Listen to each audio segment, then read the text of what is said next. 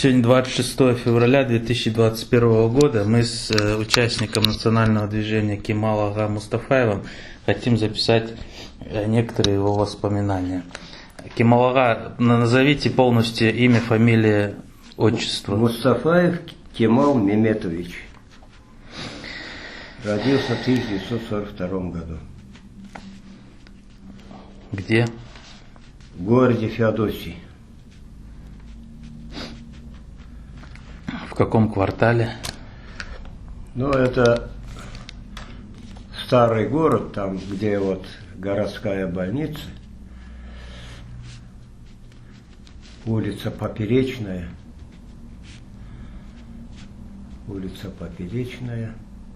этот 44. Тогда же там тоже были кварталы, татарский квартал, греческий. Ну, это весь татарский квартал. Это татарский квартал. Мезарлыгнянда, Тепете, вверху. Угу. Вот, карантинная называется. Угу. Карантин. Далеко от Митридата? От Митридата? Нет, недалеко. Недалеко. Угу. Скажите... Ну, я немножко скажу, как я оказался в Феодосии. Почему? Потому что мои же родители из Тохлуха, Судакский район. Короче, в 29 году их начали раскулачить. Весь народ поднялся, не дали НКВД забрать их. Они сказали, во время голодовки, говорят, эти люди нас спасли от голодной смерти. Оказывается, дедемлер ердің қойынлар сойып, ашлар пішіріп балабан қазанларда нанимали людей, и они развозили эту пищу по домам и не давали умирать людям от голода, кормили их каждый день, каждый день. Это, кстати, есть Айсересли, он умер, в Америке жил. Это его воспоминания в Йылдыз журнале номер 2 за 82 год, по-моему. Йылдыз журнал, да. Фикрет Юртер? Да, именно он пишет. Он пишет, наша, говорит, деревня, конечно, 2 раза больше, чем Тохлов, говорит. Ну, пишет про своего богача Усейн деди. Это Яша оғлан келеді, а Азбархапыда просит там кушать. Ничего никто не выносит и умирает там. Это потом, годы гражданской войны, да, наверное? Ну, это в 22 году. И вот, когда он уже попал в тюрьму, он вспоминает, вот дурак, говорит, надо было кормить. А вот Тохлухта, говорит, в этом отношении, они, говорят, молодцы, они не дали умирать людям, кормили. Вот моего деда, его брата, о них он описывает. И, говорит, в 29 году весь народ собрался, не дали НКВД, говорит, их забрать. Но в 32 году все равно наших всех выселили. Моего деда, его брата, его еще одного брата. Всех. Но не на Урал, а... Не, ну, моего деда, вот его брата Ибраим деда выслали на Урал. А моего деда вот Южная Украина, вот где Мелитополь, там по деревням ходили, у Картанашки 5 детей, там где-нибудь заработать чуть-чуть там зерна. Вот. Отец, дед и его второй сын Сетмамут Эмжешка работали, ходили, искали работу. Так у вас судьба похожа на Мустафу Джемилева. Он тоже 42-го года или 43-го. Вот. И принесут, у нас такой дегермен был, таш-дегермен у Картанашки. Он его промолит, елеген сон ундан биде япқан, арпаларынан да, нелерінен де аш пішерге ойлатып баққан 5 балайы. Дед человек грамотный был, он дважды написал Калинину. На второе письмо от Калинина получил ответ, что он может вернуться к себе на родину в Крым, но было примечание, но не имеет права вернуться туда, откуда был выслан, и требовать то имущество, которое у него было отнято. То есть кое вармай акьёк. Ни дома, ничего. Хотя там огромный двухэтажный дом, единственный дом, который сейчас в Тохлухта сохранился, моего деда дом. Возле джами. Кераметлеры, вот эта татарка, как положено, Ну, он сзади такой босоног, спереди смотришь, что он высокий. Веранда на всю длину, ну, как обычно наши дома, знаешь, да? Короче, и вот отец рассказывает. Ну, единственное, я не то что хвалюсь, ну, Аллах подарил мне хорошую память. Я, начиная с 4 лет, даже меньше, все, что говорила Картанашка, Анашка моя, я все вспоминаю, помню. И вот, говорит, мы после этого, говорит, вернулись в Крым, Ленинский район, говорит. Сейчас это Виноградное село, Ленинский район. Нас, говорит, отец оставил, мой дед. Я, говорит, пойду в Феодосию. Зачем, почему, говорит, мы не понимаем, говорит, мы остались. Он через 2 недели, говорит, вернулся, сказал, все, едем в Феодосию. Оказывается, в Феодосии работал главным врачом больницы Сухарев Анисим Устинович, знаменитый врач. Между прочим, о нем 2 года назад снимали фильм в Феодосии. Этот Сухарев каждый год вместе с женой, с детьми приезжал к деду в Солнечную долину, в Тохлу, отдыхать. Дед ему вот эту качалку, Лененька, с ямщиком, отдельную комнату, ну, еды у деда было навалом. Солнечная долина – это Кос. Я говорю, в Солнечной долине входит Тохлук. Он входит его сейчас. Он сельсовет у нас в Солнечной долине. Он его как отделение сейчас, Тохлук. Короче, вот они отдыхали, куда хотели, ездили. В общем, есть всего навалом был. И вот он поехал искать своего друга. И когда он приехал прямо в городскую больницу, старая городская больница на карантине, он расплакался, говорит, Сухарев Анисим Устинович. Я, говорит, Махсуд, тебе уже сколько лет ищу, говорит, никто не знает, где ты. Короче, он за счет больницы покупает заброшенный один дом в Феодосии на карантине, отремонтировали его за счет больницы и дали деду с семьей. И одну корову купили для моей Картанашки, чтобы детей смотрел, 5 детей, тоже за счет больницы. Деда взяли главным садоводом в больницу, отца взяли на работу топить котельную. И мою МДшку, Светлану МДшку взяли на работу в городскую больницу. Все троем они в горбольнице работали и начали зарабатывать деньги. К сожалению, но, видимо, какие-то, чего-то у них еще оставалось. Дед еще 3 дома построил вот на этой карантине. Вот 3 сына, если женился, чтобы он рядом был, всем по одному дому, в том числе и отцу. Вот. А ни деду, ни Картана, никому из наших не разрешалось ехать в Тохлук. А его родная сестренка, Анификаташка моя, ну, самая младшая, после моя самая старшая, Эмине, она же хочет свою сестренку увидеть. И вот ее прятали под матрасы, под подушки там. Только таким образом везли. Если кто-то увидит, скажет, что дети этого пришли, сразу араб чакайлар екен, и забирали человека. Вот такие времена были. Ну, бізімкілері чакай, естественно. Чужие там чакмай адам yok. Расскажите про своего отца. Имя, фамилия, отчество. Ну, отец Мустафаев Мемет Максудович. Мой дед Максуд. Какого года рождения? Он вообще-то 1912 года рождения. Кем работал? Он родился в Тохлукта, в деревне Тохлук. Закончил школу сначала на арабском языке. Он прекрасно читал арабский, писал, переводил арабский. Он закончил школу. Потом на латыни начал учиться, а потом раз перевели на русский алфавит, кириллицу. Он 7 классов русской школы еще закончил. В Судах-то. И, оказывается, в то время, это был 1932 год, или 31 год, разрешалось, если пройдешь подготовительные курсы, 7 классами брали в институт. И он готовился поступить в Ростов-на-Дону, учиться на горного инженера. Поехал в Керчь, в Войково, устроился на работу, металлургический завод. Это в 30 или 31 году. В 31 году. Устроился на работу и пошел на эти подготовительные курсы. В 32 году, когда деда выгнали за пределы Крыма, НКВД пришел к нему.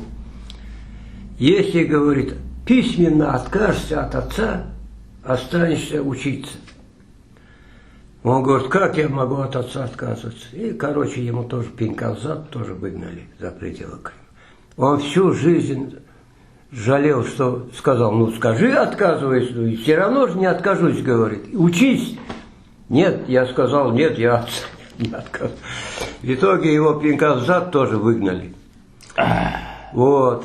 Поэтому он человек был очень грамотный. Его не призвали на войну? Он призвали в 41 году, вот под Перекопом воевал, в артиллерии служил.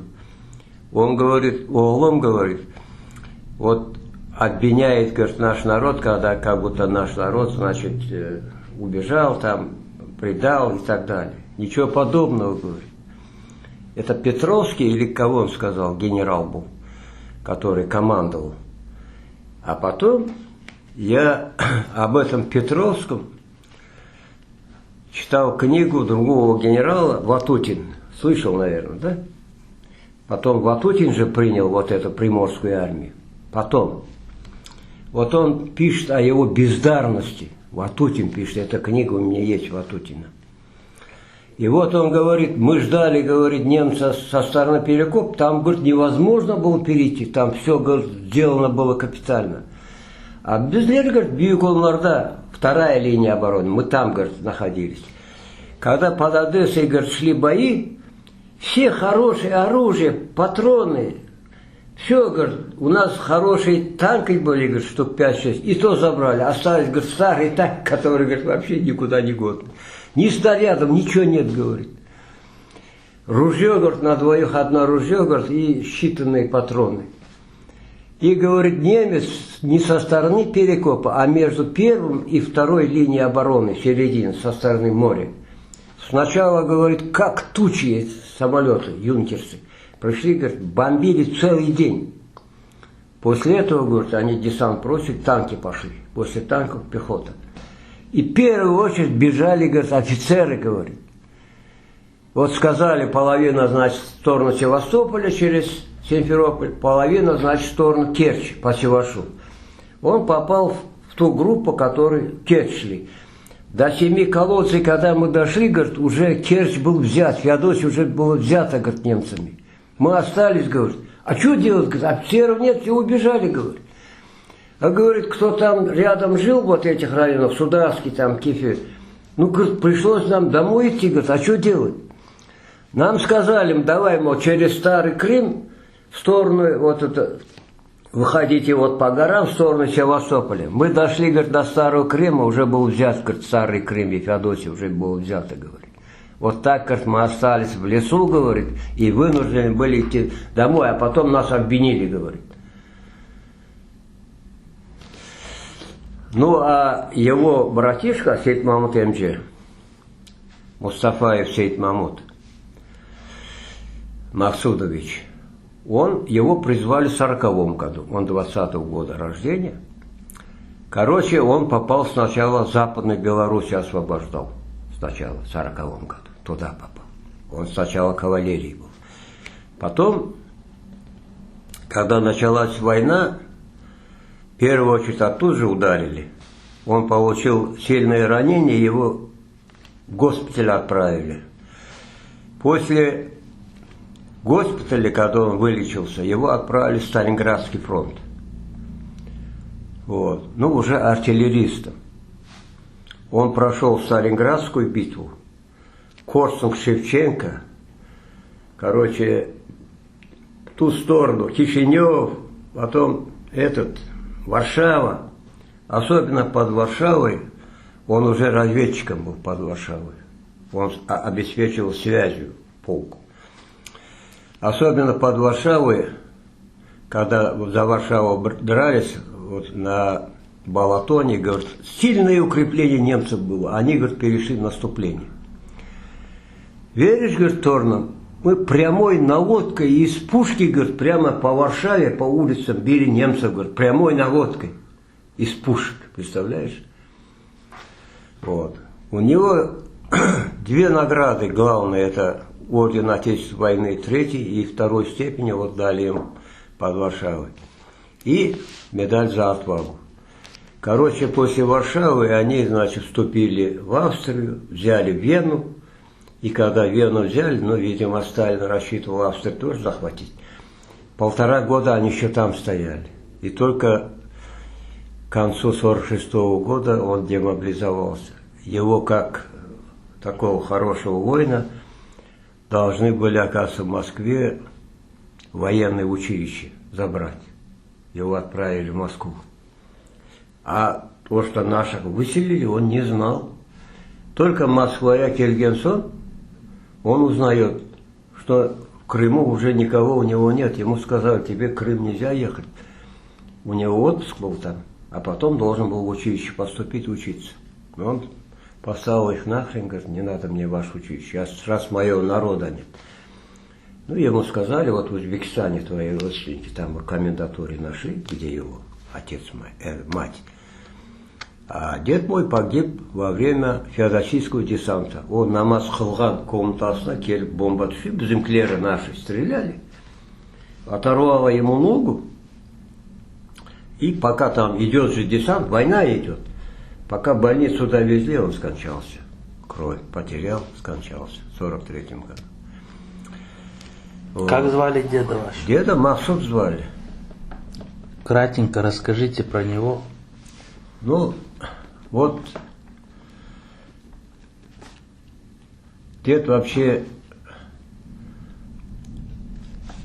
мой отец рассказывал, наш род, говорит, замешан с абхазскими мусульманами.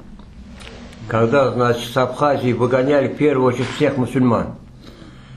Но если этого читал, великого абхазца, историка, как его, Басахом начал-то. Ну, я понял, да. Последний из ушедших. Баграт Шинкуба. Это Баграт Шинкуба, это про других. Это абхазец рассказывает историк, как его. Ну, короче, вот его отец, Гулиева, Дмитрий Гулиев, он же историю написал абхазского народа. Язык его, азбуку написал, именно его считают самым главным в Абхазии, между прочим. Вот его отца, значит, Гулия Рус, мама была Ребия. Это мусульмане абхазские. Их тоже, они тоже махаджировали в Турцию. Еле-еле они потом поняли свою ошибку и вернулись. Вот этот вот Дмитрий Гулия учился. И Сталин, значит, издевался над ними тоже страшно. И он поехал в Москву, чтобы пробить вот эту историю, чтобы приняли абхазского народа. И когда он ехал назад в 1944 году, он увидел эшелоны, похожие на мусульман. Вот он подошел, как раз попал эшелон крымско-татар. Он говорит, а вы кто? Вот мы, а куда вы едете? Нас выселяют. А при чем, говорит, дети, женщины? А, говорит, их с нами вместе, мол, выселяют. И он приехал назад, обратно в Абхазию, заболел из-за увиденного. И он сказал, Георгий, его сын, Георгий Гулия, сын, он только начинал писать. Георгий, говорит, если когда-нибудь ты начнешь писать, напиши, говорит, пожалуйста, об афинском царе Акинфе, говорит. При нем, говорит, ни один афинянин не одел черного плаща. То есть он настолько был хороший вот, руководитель своего государства, он действительно все делал для народа. Он говорит, а почему, отец? Напиши, говорит, вот, чтобы показать, каким надо быть Сталину. Вот. он написал, у Георгия Гуля есть именно эта книга. Ну, это я отступил сейчас. Это в каком году с Абхазии попали в Крым ваши? Попали это... Середина 19 века? Не, это они... Это в середине, скорее всего, 19-го. Не в середине, а в конце 19 века, скорее всего. И, короче, обалары алып, евлендірілер, бақайлар. И сон... Вот мой дед был высокий, ростом 2 метра почти, голубоглазый, светловолосый. Отец мой был, он на бабушку был похож. Вот. Почему? Потому что бабушка у меня, его мама была Фадиме Тарахташлы, Чалаш умираган, Алаша Фадиме. Это ваша бабушка? Это моя прабабушка, моей бабушки мама. И вот я 3 месяца искал в Тарахташта их корни. Ялтырлар и Чалаши. Вот Ялтыр со стороны ее мамы, Чалаш со стороны отца моей прабабушки. И там Асеката, единственная такая Ялтырлардан Асеката осталась. Ремзи деген Хызнаяша возле старой мечети. Вот дорога идет, Мезарлыга, Тарахташта, вот там рядом живет. Я к ней пришел, говорю, Асеката, ну что такое, говорю? Я говорю, она, говорю, Лебр Ярамазекен, браунинг, настоящий браунинг есть, немецкий пистолет женский. На позолоченной цепочке его таскала с собой. Ни один парень, говорю, к ней не мог подходить. Ай, говорю, почему, говорю, до сих пор делаю? Я говорю, говорит, правильно, говорит, мне мама, говорит, говорила, а маме говорила, он кезанасы, что мына о Фатме, bu teke Fatme var mı diyeken anası, teke Fatme. Bunu bir kimse bir vakit kocaya almaz. Я, говорю, приехал, Зекирия, дедешка мой, говорю, первый управляющий Архадерес, Винтресом Архадерес, первый управляющий при советской власти. Я, говорю, взял его и утащил, говорю, она пошла, говорю, спокойно. Говорит, эй, говорю, правильно. Оля Ярамазекен, да, мем, карт-катан. А бабушка кто у вас? Бабушка моя Эмине.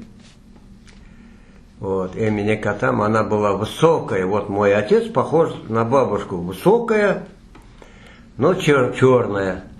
А вот Сейд Махмуд Эмджи, Муртаза Эмджи, они все копии деда. Тоже все высокие, там под 2 метра, и все светловолосые, голубоглазые. Вот. У меня, допустим, братишка, вот Эльведин, которого в 2002 году, 15 апреля, его избили и нахально повесили, Тохлухта, в доме, где купил отец. Обратно свой дом купил у государства. И пришли его выселять, это был 98 год. Весь народ собрался, там прокуратура, милиция, там сотни, короче, не дали. Это, говорит, его отца дом, тем более он покупает. Он просто стоял, там никто не жил в это время, в 98 году. Он его купил по новой. И там, где он родился, там умер, там его похоронили. С ним вместе был Эльведин, мой братишка, самый младший. Вот. А его через 2 года, в 2002 году, избили, как следует, все печенки отбили и повесили нахально. Потому что суд медэкспертизу с Феодосией, я сам его возил, я смотрел, когда его разрезали, все смотрели. Судэксперт сказал, он, как посмотри, в каком состоянии. Кто это сделал? Ну, недоказанные вещи сейчас не хочу говорить. Но вот эти те, которые сейчас убежали, туда убежали, они замешаны, и жена. Вот, через них. Почему я это говорю? Только это не записывай. Ильвер же был, Аметов Ильвер, Судахта, Межисың Башлова. Помнишь, да, Аметов? Он сейчас, у него, между прочим, очень хороший музей. В Свете, если будешь когда-нибудь, я ему позвоню, он тебе встретит, как положено. Ее мама, Анфи Алла, моя Аллашка была, Тохлухла. Отец его, Гани Ага, Тарахташла. Вот. И вот Амфиалашку в глаза оперировали, это был перед ее смертью. Я приехал сюда, я звоню Эльверу, говорю: Эльвер, в Воронеже жила она возле младшего. Знаменитый Ельми же был скульптор. Это вот Амфиала, мол, да, Рахмет Лода. Вот, я говорю, я к маме хочу поехать. Как, говорит, доехать там в Ворон, где, говорит, там они живут? И, говорит, кивала, что ты сейчас будешь? Я сейчас, говорит, поеду, заберу тебе. Ну, сели на его машине, едем в Ворон. Едем, он начал рассказывать про Юрия Бекировича Османова. Это, говорит, было в 91 году, говорит, в начале года. Он приехал, говорит, 2-3 человека, осмотрел, говорит, все вот эти захваты. Люди, говорит, даже в бочках спали, говорит, этот холод, говорит, там, начало года. И он всех записывал, в первую очередь, чем помочь. Всех прошел, говорит, в резиновых сапогах, в фуфайке, Юрий Бекирович, говорит, и всем заходил, говорит, обязательно всех спрашивал, записывал, чем помочь, в первую очередь. И вот, говорит, когда он уезжал, говорит, уже, когда все обошли, все захваты в Сударском районе, я, говорит, ему сказал: Юрий Бекирович, а вы не боитесь, что вас убьют? Я ему говорю: ну, дурак же ты, говорю, Ельми. Ну, кто такой вопрос задает, говорю? Он что-то плохое делал, говорю? Ну, вот я задал, и все. Я говорю: значит, вы, говорю, убили моего братишку Эльведина, да, говорю? Он раз остановился, покраснел. Он говорит: я знаю, что его убили. Ну, мен дай ему, да, если бы я знал бы, кто его убил, я знаю, его убили. Я сам уничтожил бы, сжег бы дом там всех. Я говорю: ладно, ладно, я же не говорю, что ты убил. Но факт, что, говорю, ваши убили. Потому что он рассказывал до этого. Кемалага, говорит, я вот на вас смотрю, говорит, вы похожи на Эльведина. Я говорю: нет, Эльведин на меня не похож.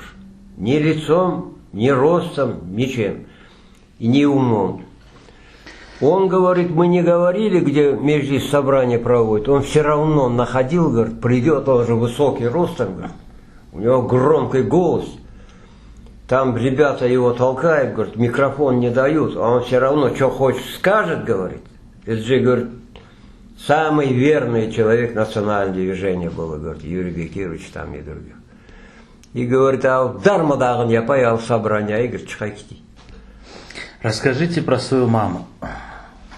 Ну, мама моя тохлохла. Зовут? Ваде. Ибраимова Ваде. Год рождения? Она 21-го года рождения. Чем занималась? Она вообще-то при советской власти секретарем ВКСМ была в Сударском районе. Ну, один из секретарей была. Она была очень грамотной, очень красивой. Вот я на маму похож вообще, если честно. И ростом, и лицом. Ну, судьба моей бабушки очень интересная. Эсма Каташка моя со стороны мамы. Ее мама Муштотай. Она вышла замуж в Шебетовке за одного кефинца. Он умер. В итоге она забрала вот мою Эсмакаташку, привезла домой к дяде. Хозда. Дяди жили в Хозда. Привезла, ну, долго не прошло, она сама умерла. Эсмакаташка осталась. Ну, лет 8-10 ей было.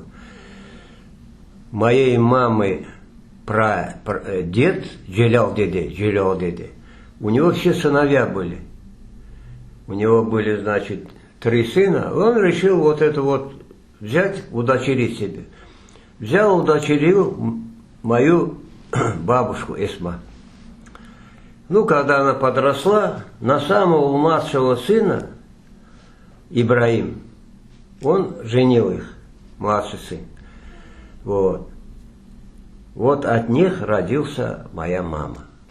Она была очень многосемейная она была. Трудяга, они вместе с мужем, Ибраим дедешкой, дом новый построили, Тохохта. Месили грязь, камни таскали, сами построили двухэтажный дом. Значит, вашего деда Ибраим Деде зовут? Да, Ибраим Деде, со стороны матери. Вот, моя мама 21 года была.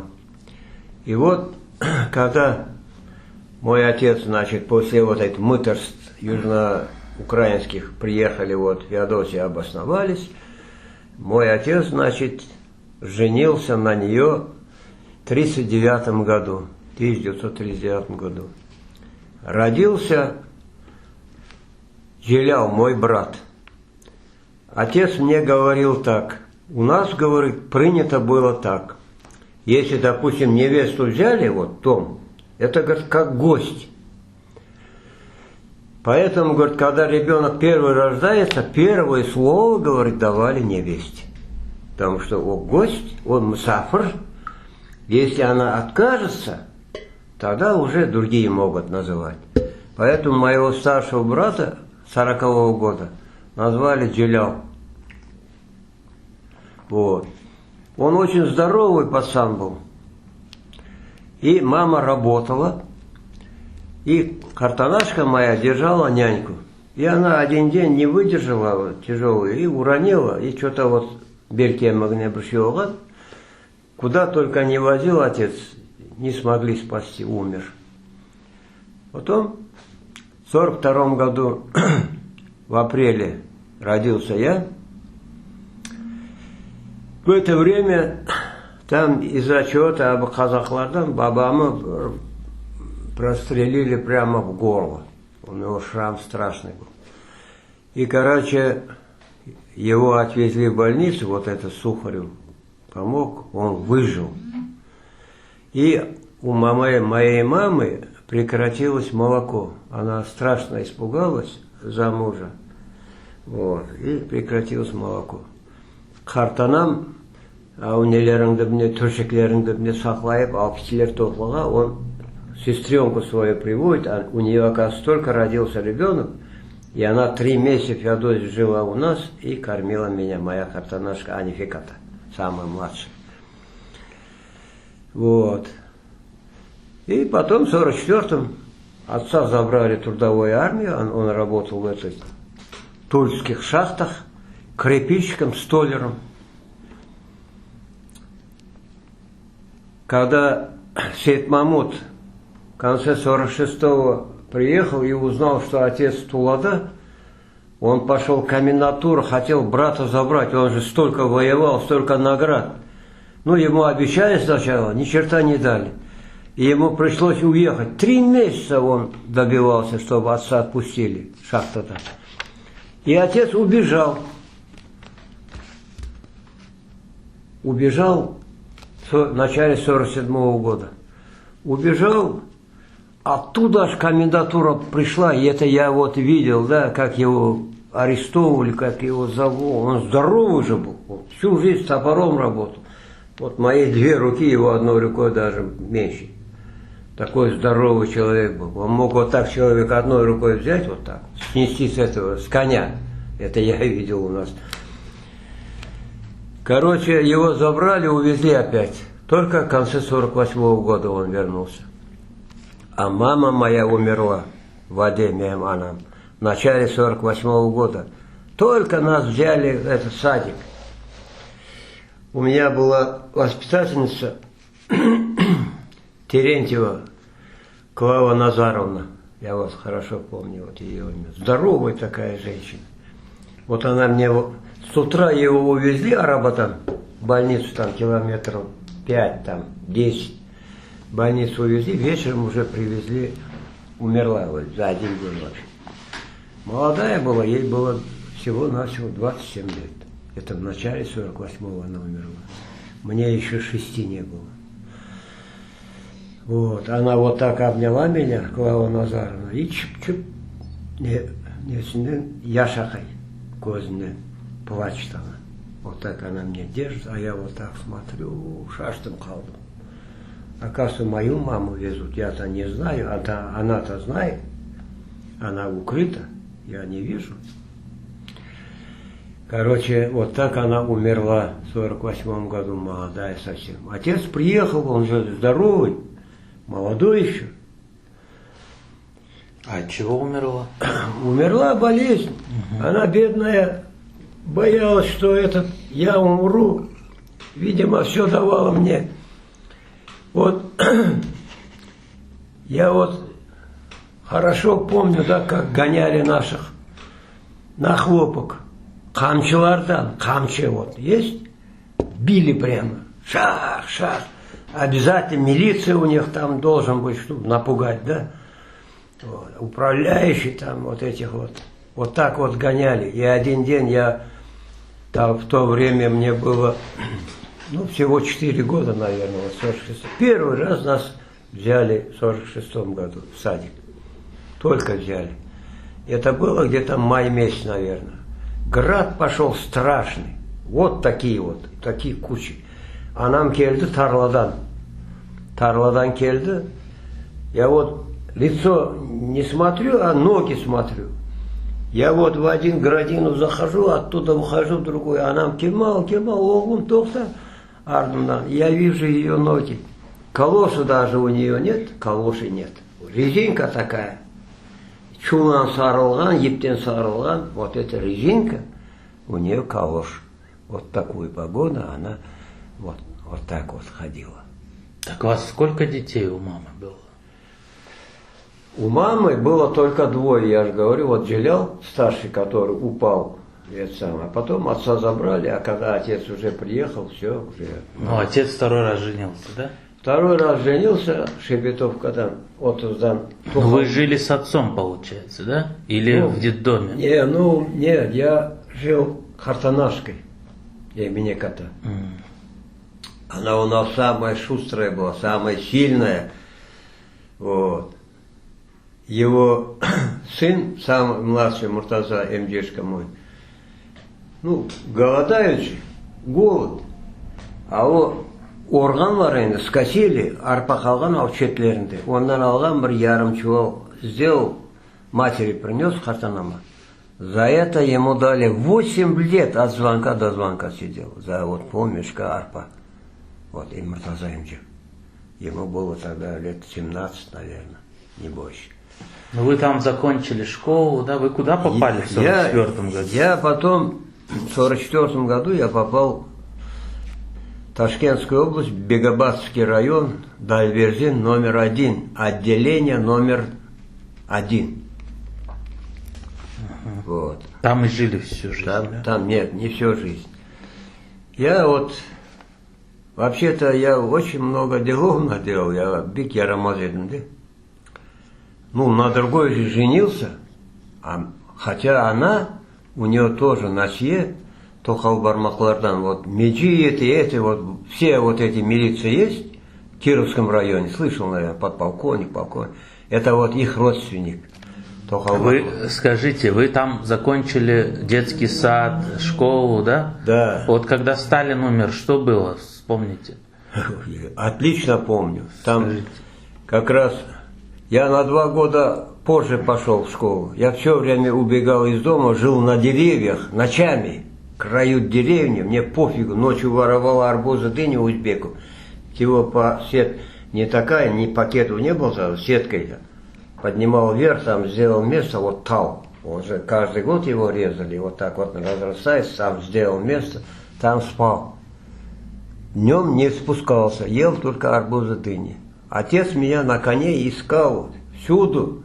Там шакалы, там камыши, заросли, да, тростниковые, болото. Прямо шакалы, волки так приходят, только оры проходят, они через воду боятся пройти. А мне пофигу, я наверху. Вот, поэтому я на 2 года позже пошел в школу. Я его закончил, школу закончил в 1963 году, 1963 году. Ну, что было, когда Сталин?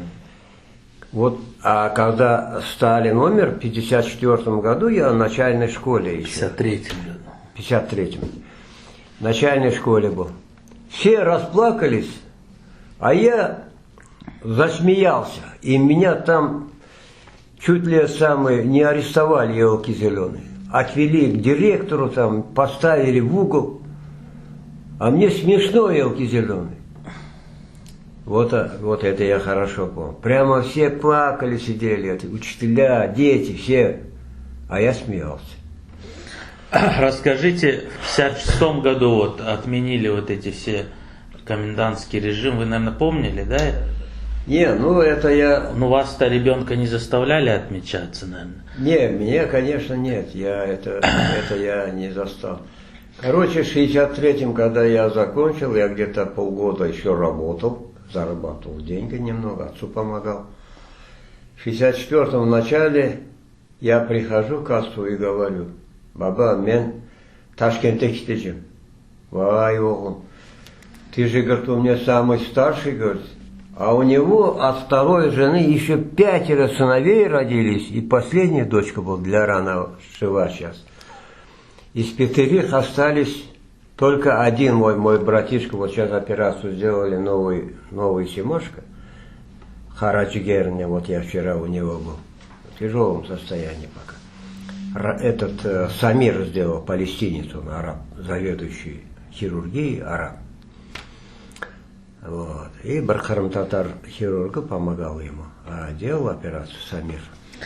Как вы познакомились с активистами движения? Значит, вот сейчас я расскажу. Это начало 64-го. Отец мне говорит: оғлым, ты же мой главный помощник, говорит. Братишки все, сестренки все, говорит, маленькие, говорит.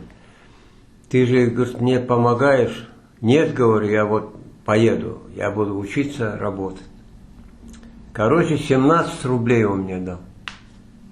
Те, вот, начало 64-го. Потом он мне говорит: оғлым, а как же я тебя найду, если с тобой что-то случится, говорит. Мы, говорит, жили в Феодосии, говорит, это маленький городок. А Ташкент, говорит, это один из крупнейших городов Средней Азии. Говорит, как же я тебя найду? А что со мной случится, говорю. Так не говорил, он говорит. Я тебе, говорит, приведу слова, говорит, нашего великого Ашхумера, который говорил: bu dünyada 3 нәрседен қорқарым, бір ақсызлық, бір yoqsizlik, бір өлім. И говорит, он говорил, что у человека обязательно бывают друзья. Но это его словами он говорил, я сейчас не помню. Значит, друг, говорит, если сильно их много, это неправда. Настоящий друг бывает 1-2.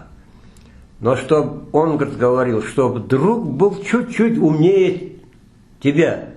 Потому что умный друг к плохому тебе не приведет, не отправит к плохому умный друг. Вот это он сказал. И второе он сказал: «Эрбр калпахлые бабам санма». Мало ли что он в шапке, но это не твой отец.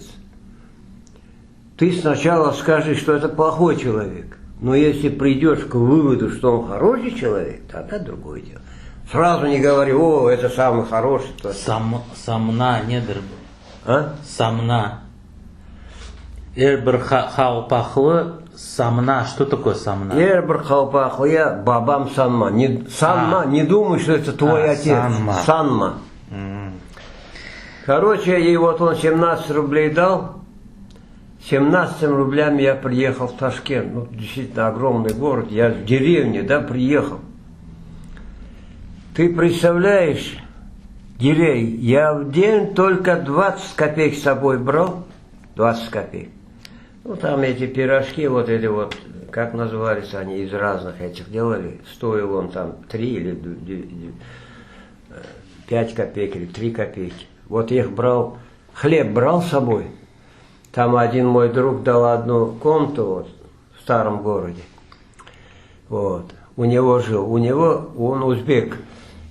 Вот такой вот чувалда курган отмеклер, которые оставались, сушили. Я вот эти курган отмеклерны разводил. Ничего больше нет, ни масла, ничего. Только сахар брал, воду, и то чай не брал. Потому что денег нет. Ни у кого не просил, у меня вообще характер такой был, чтобы просить у кого-то деньги, это я не делал. И вот пока не устроился, нигде не берут на работу. Я же потерял паспорт, когда оттуда выезжал. Я паспорт получил. В армию меня не взяли, потому что у меня гипертония была страшная. И сейчас я вот постоянно лазертан пью. Вот.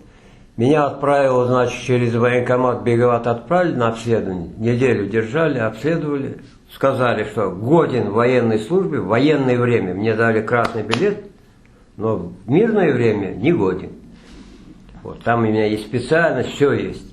Вот так я в армию не пошел. Я плакал. Мои друзья все пошли, блин, а я остался. Значит, я больной. Плакал я. Ну, никто не видел, конечно. Вот. Всю библиотечную книгу я прочитал, когда был в школе учился, 5, 6, 7 класс. Всю библиотеку. Отец меня даже колотил, и ночами я лампу, тогда света же не было, лампу, раз, прокручу и начинаю читать. И вот Кемал, у него такой голос был отца. Сондер лампай, Яш баба, никогда не говорил нет. Больше всех я получал дома. Ну, за свои проделки, конечно. Вот. Потом раз он захрапит, я опять раз и начинаю читать. У меня Мария Григорьевна была учительница по русскому языку и литературе. Она меня как сына своего любила. Она все время говорила. Расскажите, как вы познакомились с активистами движения, как пришли к этому? Короче, вот 60... Вы учиться поехали или работать в Ташкент? Учиться я поехал и работать. Но я сначала стал работать. Потом я аж, когда у меня уже 3 детей родились, тогда я только закончил экстерном этот строительный техникум. Вот. Институт тоже поступал, ушел с института. Транспортный институт поступил, не стал учиться. Потом Халилов Изет же был, вот Шевкета отец, это техникуме, туда поступил. В 1968 году уже на 2-й курс перешел. Бросил, ушел в Крым. Короче, в 1965 году в Ташкенте я уже устроился на работу в ДСК слесарем, баллонщиком. Впервые собрание было в нашей панельном ДСК. Мне тоже интересно было, я пошел. Собрание проводили Дичатага, знаешь? Ильясов Дичатага. Я его всегда говорю, вот мой первый учитель по национальному движению, он очень радуется. Правда, сейчас он немножко не туда ушел, ну не совсем туда. И этот большевик Мустафага, Халилов Мустафага, он приехал, и он вот вдвоем проводили у нас собрание. Вот в 1965 году, где-то в середине, наверное, месяца, я уже 2-3 месяца работал там в общежитии жил. Вот. Я впервые был на собрании. Вот. Некоторые говорят, там, аж 50-х годов там участвовал. Ну, так слышал я, конечно. Но участвовал, вот, действительно, в 1964 году, где-то в середине года. Потом я начал у себя в общаге, крымс-татар много было, с ними работать. Потом, начиная где-то с 1968 года, весь этот панельный, значит, вся эта панельная была в наших руках. Ну, я не один, такого у нас не было, чтобы вот кто-то первый там или второй. Мы все вместе были. Каждый месяц мы проводили собрание. Я не хвалю, вот жители панельного всей семьей участвовали в национальном движении. Ну, мы сначала были Именев Руслан, Годжен Рифат, потом Мустафаев Осман, Калафатов Энвер, ну вот их компания. Дичат Ага, все они вместе были. Халилов Мустафага тоже с ними все были. Там мы сначала были. Впервые я встретился с Нурфетом Мурахасом в мае 1978 года. Я дома делал ремонт, и пришел один человек. Наши ребята ходили там, вот этот массив Кулюк, Сергей. Короче, весь Хамзинский район, часть Ленинского района до сквера, весь Сергеевский район был в наших руках в 1978 году. Наша инициативная группа везде командовала. Мы. Вот. И он пришел, начал говорить вот Бекир Ага учен. А Юрий Бекирович, ну в основном Бекир Ага учен. Ферганский же он. Ну, сначала мы поругались, но он сказал, что вот эти ребята все совместно с этими государством там делают дела, но не совсем принципиально, в общем, туда-сюда. Ну, на этой основе мы поругались, он ушел. Но он же настырный, Нурфет. Через день он опять пришел. Короче, разговорились. С тех пор я поехал в Фергану, познакомился с Бекир Ага. У него была научная станция, где он работал, разводил разные сорта этих. Я у него там был. Мы сидели, говорили с Бекир Ага. Это какой год? Это был 78-й год. Вот, я вот поехал впервые. Ну, просто мне заинтересовал Нурфет. Он же потом в Крым уехал. Он потом уехал в Крым, и в Крыму умер он это в 83-м году. И последний в Ташкенте виделся с Бекир Ага тоже я. Это как получился? Значит, в 82 году мы отправили 2 человек в Москву. Сейдаметова Энвера, маленького, вот, живет же Сейдаметов Энвер, и Чакал Али отправили в Москву. Чакал Али через Киргизию, Казахстан полетел в Москву, а Энвер отсюда, через Кавказ, он должен был в Новороссийск зайти с этого Мирага, наших инициативников, потом зайти в Крым, с Крыма должен был в Новоалексеев, Геническ, везде помощь собрать, подпись собрать, и должны были с Чакал Али встретиться в Москве в определенном месте, а потом все сдать. Короче, 2 дня ждал Чакал его, на 3-й день он ушел. Энвер чуть-чуть задержался здесь, он пошел, то, что у него было, он сдал. А Чакал вернулся с этим документами вот здесь вот, харный içinde, рубашки, полный. А у меня там слежка прямо на работу проводит, без стеснения вот с этой машиной. Там на работе наняли, там узбеков 5-6, которые сидят на работе, чтобы я не убежал. Оттуда домой приводят, и прямо возле подъезда, я живу в 4-м этаже на панельном. Откуда убежишь оттуда? Выйду, спокойно едут, и все. Куда едут, туда едут. И вдруг сообщение пришло. Приехал Бекир Ага, вот, только писали. У меня рядом с этой стороны дядь Коля жил. Он бывший военный офицер. У него подарил ему генерал оружие такое. Оружие было у него на стене висело. Сначала хотели у него подслушивающие. Он хоть и алкаш, но он очень уважал меня. Он их прогнал. Рядом Юля и Алексей жили. У них детей не было. Вот такие мордовороты приходят. Ну, общая стенка же, панельный дом. В 4-м этаже. Туда поставили, ну, слушают. Поэтому кто бы ни приходил, так просто болтали о погоде, а то, что нужно, писали. Я пишу, он пишет, все. Только так. И вот такая слежка, пришла вещь, что он у Бекир Ага, у брата своего профессора в Чиланзаре, ждет меня. Ну, ждет, я сейчас хвост, что ли, приведу туда. Едем Ағаң был, рахметли, Умеров. Очень хороший. Мы с ним 12 лет по горам ходили, горным туризмом занимались. Настоящий горный туризм, не просто так. Весь Тянь-Шань мы прошли с ним вместе. Ну, некоторые, когда говорят горный туризм, они думают, а где-то пошел, отдохнул. Ничего подобного. Там, если МЧС подымет, за вертолет, за все будешь платить, если ты там сидел где-то. Ты должен по маршруту идти, и на каждом перевале имеется урна, где всех записываешь, все подписывают, в урну оставляешь, а кто раньше наши, это всесоюзные маршруты были. Там из Москвы, Ленинграда, откуда только не было. Их не берешь, перед тобой кто прошел, а свой оставляешь. А твой берет другой, потом клуб туристов приходит, ты отчитываешься. А мы берем тот, который раньше нас был, а не отчитывается. Вот такая система горного туризма, если по-настоящему занимаешься.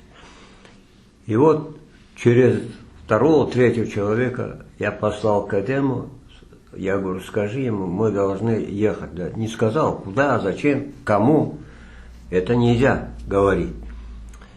Короче, единственный способ, как отделаться от хвостов, еще в Москве наши товарищи учили. Я 2-3 раза был в Москве делегатом. Это садишься в метро, встаешь в середине метро, станции, и ждешь, смотришь, раз поезд пришел, все сели, последний уже садится, раз забегаешь, смотришь назад, никто не бежит за тобой. Проехал 2-3 остановки, выходишь, опять стоишь в середине, ждешь. Или опять туда едешь, или назад едешь, 2-3 раза так делаешь, выходишь вверх, садишься в такси и едешь куда тебе надо. Хвоста уже нет. Все, это железно, это в Москве наши старшие товарищи научили, как это делать. Максим Ага, Османов. Вот. Короче, вот таким образом мы поехали в метро, сквер Революции от Панельного. И начали в метро с Эдемом это сделать, вышли наверх, взяли такси, поехали в Чалатар. Пришли, это где-то было около 12 уже ночи. Раз постучали, вышла сначала жена его, как я забыл уже, Сетмираган Хадан, Хазахеда, Руседа, он профессор. Сзади него Сетмирага стоит, а еще сзади Бекира. Бекирага-то я обиделся 2-3 раза, я его сразу узнал. Кемал келдым, деді. Зашли, это было где-то 12 или 15 декабря 1982 года. Вот я последний в Ташкенте встретился с ним я. Он говорит, Кемал, алмыз, говорит, пик агр, говорит. Юрия Бекировича 1 декабря арестовали 1982 года. Но это 10 декабря арестовали 1982 года. А это где-то было 15 или 12 декабря. Он в связи с арестом сына приехал с Крыма. Я просто не хочу плохое говорить. Но он пошел к Амзага, Янгивер. Честно говоря, Амзага эти ОКНД, когда собирали, вот у них собрание было, он тогда еще, в общем-то, заколебался и ушел туда. И Мустафа. Единственный Бекир-ага мне сказал, Кемал, говорит, вся надежда, говорит, на тебя. Балалар, говорит, керегебі алып кетіп веріп оламадылар. Я говорю, мен білейін. Я говорю, Али келді, говорю, құшағында. Мне такая слежка идет, елки-зерки. Апайыма, говорю, штанына қойдырдым. Şimdi dedim, başta magazine girersin. Шахло у нас магазин был. Там, говорят, кое-что купишь там. Оттуда, если что, выйдешь, сядешь в автобус, поедешь на базар. На базаре купишь что-нибудь туда-сюда.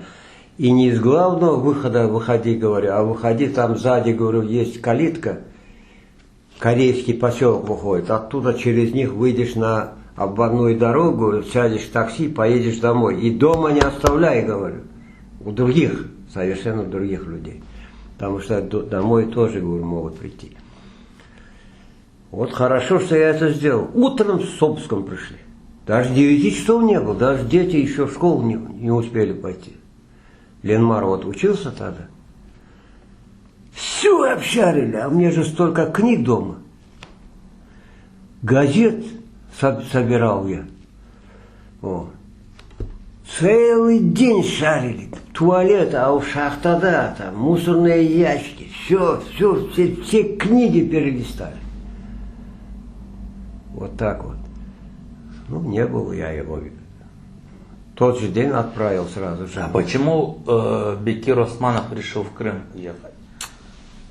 Какая причина? Во-первых, Крым это его родина. Это самое главное. Или он чувствовал, что умрет, или, Да нет, нет. или он хотел активизировать тут движение? Он никогда об этом как раз-таки не думал, что его могут убить там, умереть. Хотя в последнее время ему очень часто угрожали по телефону. Ну, не то, что угрожали, а прямую. Ну, вот когда Булар Кельгенсон, вот собирались они, помнишь, я не пошел, меня тоже пригласили, я не ходил. Я говорю, это бесполезно, никого они не найдут, говорю. Я говорю, заказчики, они сами, они что, сами себя найдут? Ну, кто убил, это другое дело. Но заказал-то кто? СБУ и ФСБ. Они заказали его, потому что они не могли с ним справиться по-другому. А почему этих подключили? Он же ездил впервые в Турцию, поехал, помнишь, да? И там он встретился с нашей диаспорой, со всеми встретился. И они когда увидели человека, ну что, действительно, умный человек, историю хорошо знает. Они сказали, Юрий Бекович, вот на следующий, ноябре, 15 ноября или как, должна была конференция там собраться, диаспоры должны были в Турции, с Румынии, Болгарии прийти. Главный докладчик по вопросу нашего движения он должен был сделать. Вот что их напугало. Потому что если бы он это сделал бы, все, им хана было бы. Их там никто не принимал бы. Это раз. И с Балтином он буквально за 2 недели до этого с Балтином встретился. Командующий Черноморским военно-морским флотом России. Балтину он сказал в открытую, ты же, говорит, хочешь президент, правильно? Правильно. Вот, говорит, вы платите, допустим, Украине вот столько-то миллионов за вот аренду платите. Давайте вот 50% на возвращение нашего народа, вот на помощь, вот эти вот деньги. 50 им, 50 нам. И насчет наших участников Отечественной войны в Севастополе. Договорились построить дом. Но это построили дом и дали в Севастополе. Это сделали. Вот об этом говорил. И там выходила газета «Флаг Родины», или что-то называлось, вот российская газета выходила при Балтине. Балтин писал, крымско-татарский народ потерял, говорит, верного своего сына. Балтин вот такую информацию дал. Поэтому самое главное, я хочу сказать, вот Бекирага, он мне сказал, Кемал говорит, вся надежда на тебя. Алписмекерик. Не, хорошо это говорить, но дело в то время, вот некоторые думают, ерунда. Андроповские времена страшное дело было. Я же тебе говорю, наглую, это не стесняясь, провожали и назад. И там 5-6 человек смотрело на заводе, чтобы я не убежал. Вот такие времена были, к сожалению. Но вы не сидели, да? Не. То есть вам удалось Спасибо избежать. всем нашим ребятам. Впервые мы подключили Ленинабадскую область. Впервые в Ленинабаде. А кто там были активнее? Впервые самый активный это был Эсвет Кчук, Зеври Курбединов. Потом уже присоединился Бляу Смаил, Аблязиз, Ришат Рахметля. Там другие ребята еще. Вот. И постепенно, в общем, начал набираться. И впервые в 1983 году они организовали крупнейший митинг в Ленинабаде. Это первый такой митинг был. Я участвовал тоже. И вот тогда арестовали Халила, Ришата арестовали, Смаила арестовали, Зеврия арестовали, Эсвета арестовали. Короче, Зеврию и Исмаилу дали по 3 года, а этим дали по полгода. Вот, это тогда. Я участвовал, это огромный был митинг с плакатами, как положено, это в 1983 году. Вот это организовало именно вот эти ребята. Ну там Энвер с этого Ленинабадской области, Кайракума, он присоединился, он сейчас в Сакар живет. Ну потом, он аж в 1987 году пришел в движение. А первые Эсвет, Зеври, потом остальные вот Исмаил Блявов, потом этот Решат Аблязизов, Абибе, жена тоже активно участвовала. Вот. И постепенно вот это разрасталось. Ну, когда вышел снова из И больницы еще, Османов, это и еще 87-й, да? по Ферганской долине первые, кто начал в то тяжелое время организовывать национальное движение, это был Ленур, об ислам теректе привет неде рахмет лёлды, Валиев Ленур, Какантан. Канар Хадыр, вот у него первое собрание делали в Каканте, мы, вот Канар Хадыр, бабасы да асах, возле рахмет лёлды келі Пушкина, они жили, Пушкин дом купил и умер. А бабасы да асах, 94 года ему. Давайте поедем. Поедем. Откуда он родом? Он родом Ускуттен, Ускутлюлар, Ханарлар. Короче, вот такие. Потом Февзи Балбек там помогал. Потом этот Спаланташа, этот Талып помогал. Короче, там они здесь тоже хорошо. Там начали, здесь начали делать. Вот благодаря этого Исмаил Ага, не Языджиев, Исмаил Ага, в Чкургане он жил, на Манганской области, Исмаил Ага. Бундакелепа Виноградный возле этого купил дом, там он скончался. Один из активных участников национального движения вот, в Ферганской долине, это Исмаил Ага, Ленур, Кадыр, Канар. Вот именно они, вот троем, самые главные. Вот это все... уже после смерти Бекирова, Османова, Нет, да? именно в то время, когда надо было бороться. Это благодаря их мы организовали. Вот если... Тогда же вот Джапар Акимов умер, да? Джапар Акимов умер, он, да, он умер. Как раз 82-й, короче, вот когда вот это делали, он еще жив был. Единственное, что он мне сказал, Бекирада, вот вся надежда на тебя, но он знал, что Нурфета нет. Ну, все, Айбасанов Осман. все узлы у меня были. Осман Айбасанов. Знали? Не. Сейчас много пишут там. Но активный участник. Вот недавно писали Амир Маджитов там, Хушхая там вот, захват делали. Я Гульнаре Черенгирову звоню. Гульнара, говорю, это эмир стал амиром, да, говорю? Активный участник, говорю. Этот человек у меня взял заявление, запрос, сказал, что подпишет, там, соберут. Он, говорю, рядом со мной работал, в овощной базе, говорю, в Ташкенте. Вот ДСК наш, за забором, возле нашего цеха проходил постоянно. Этого человека как облупленного знаю, говорю. И впервые у них, говорю, в 82 году собрались Джемилев, Решат, ну, все крупные их. Я им принес, я узнал, что у них собрание в Ташморе. Я принес документ, я говорю, вот протесты по поводу ареста ребят и заявление запрос о том, что нам хотят автономию строить в этом. А в 87 году вы в Москве участвовали? Нет, я не участвовал, я никак не мог участвовать. Короче, я, говорю, принес им, зачитал, говорю, ни один из них не подписал, говорю. Вот, говорю, соберите, вот кто остался живых, я вот открыто им скажу. Мало того, говорю, Эсвет, Зеври, Чакал Али, я, поехали, говорю, в Янгюль, сначала, говорю, зашли нашему знаменитому Амзага, свидетелем был при моем разговоре с Амзага, Зеври на Баши Госусах. Я специально его взял. Я говорю, ну такой нервный, говорю, ну смотри, ты должен молчать, сидеть, слушать, все. Чтобы мне был свидетель, чтобы он не сказал потом, вот это, мол, Кемал придумал. Я всегда так делал, брал свидетеля. Вот, допустим, девчата мы ходили, я взял свидетеля Менвера.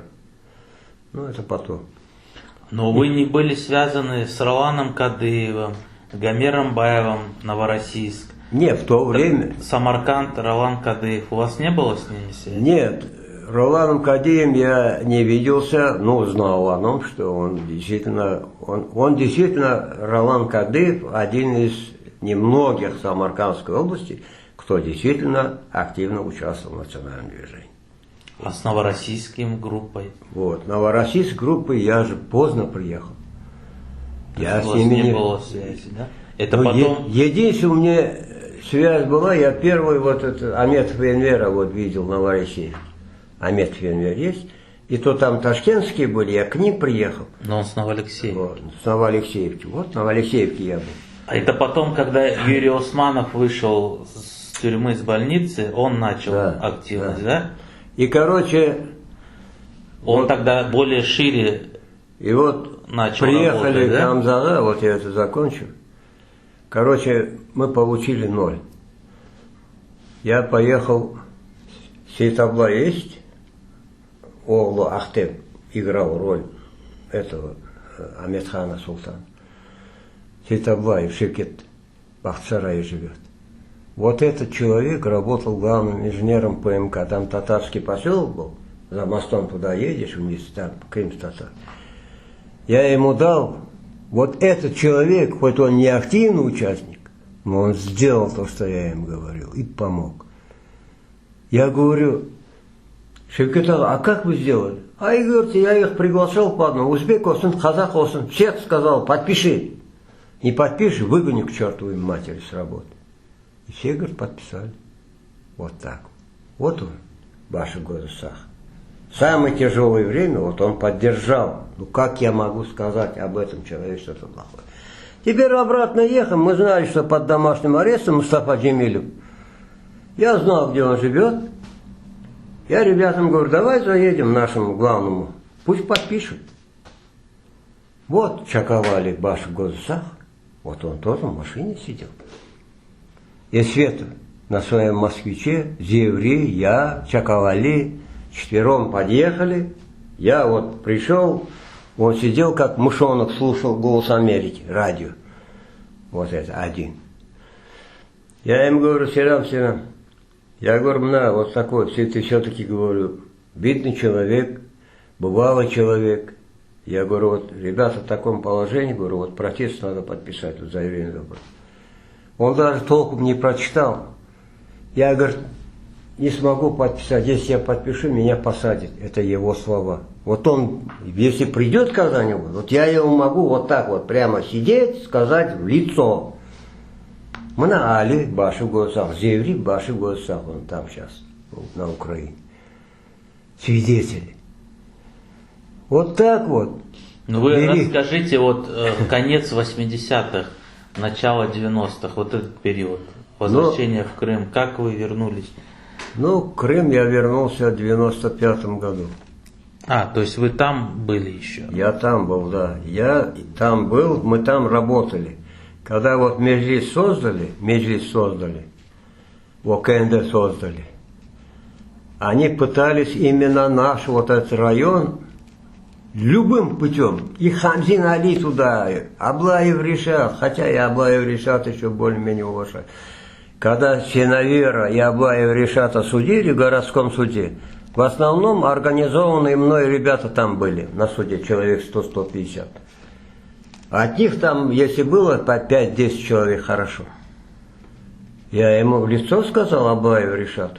Я говорю, когда вас судили Синовером, кто там был, говорю, это наши ребята все были, я организовал. Возле городского суда в Ташкенте. А вы, говорю, первое собрание у нас на Панельном было, клуб.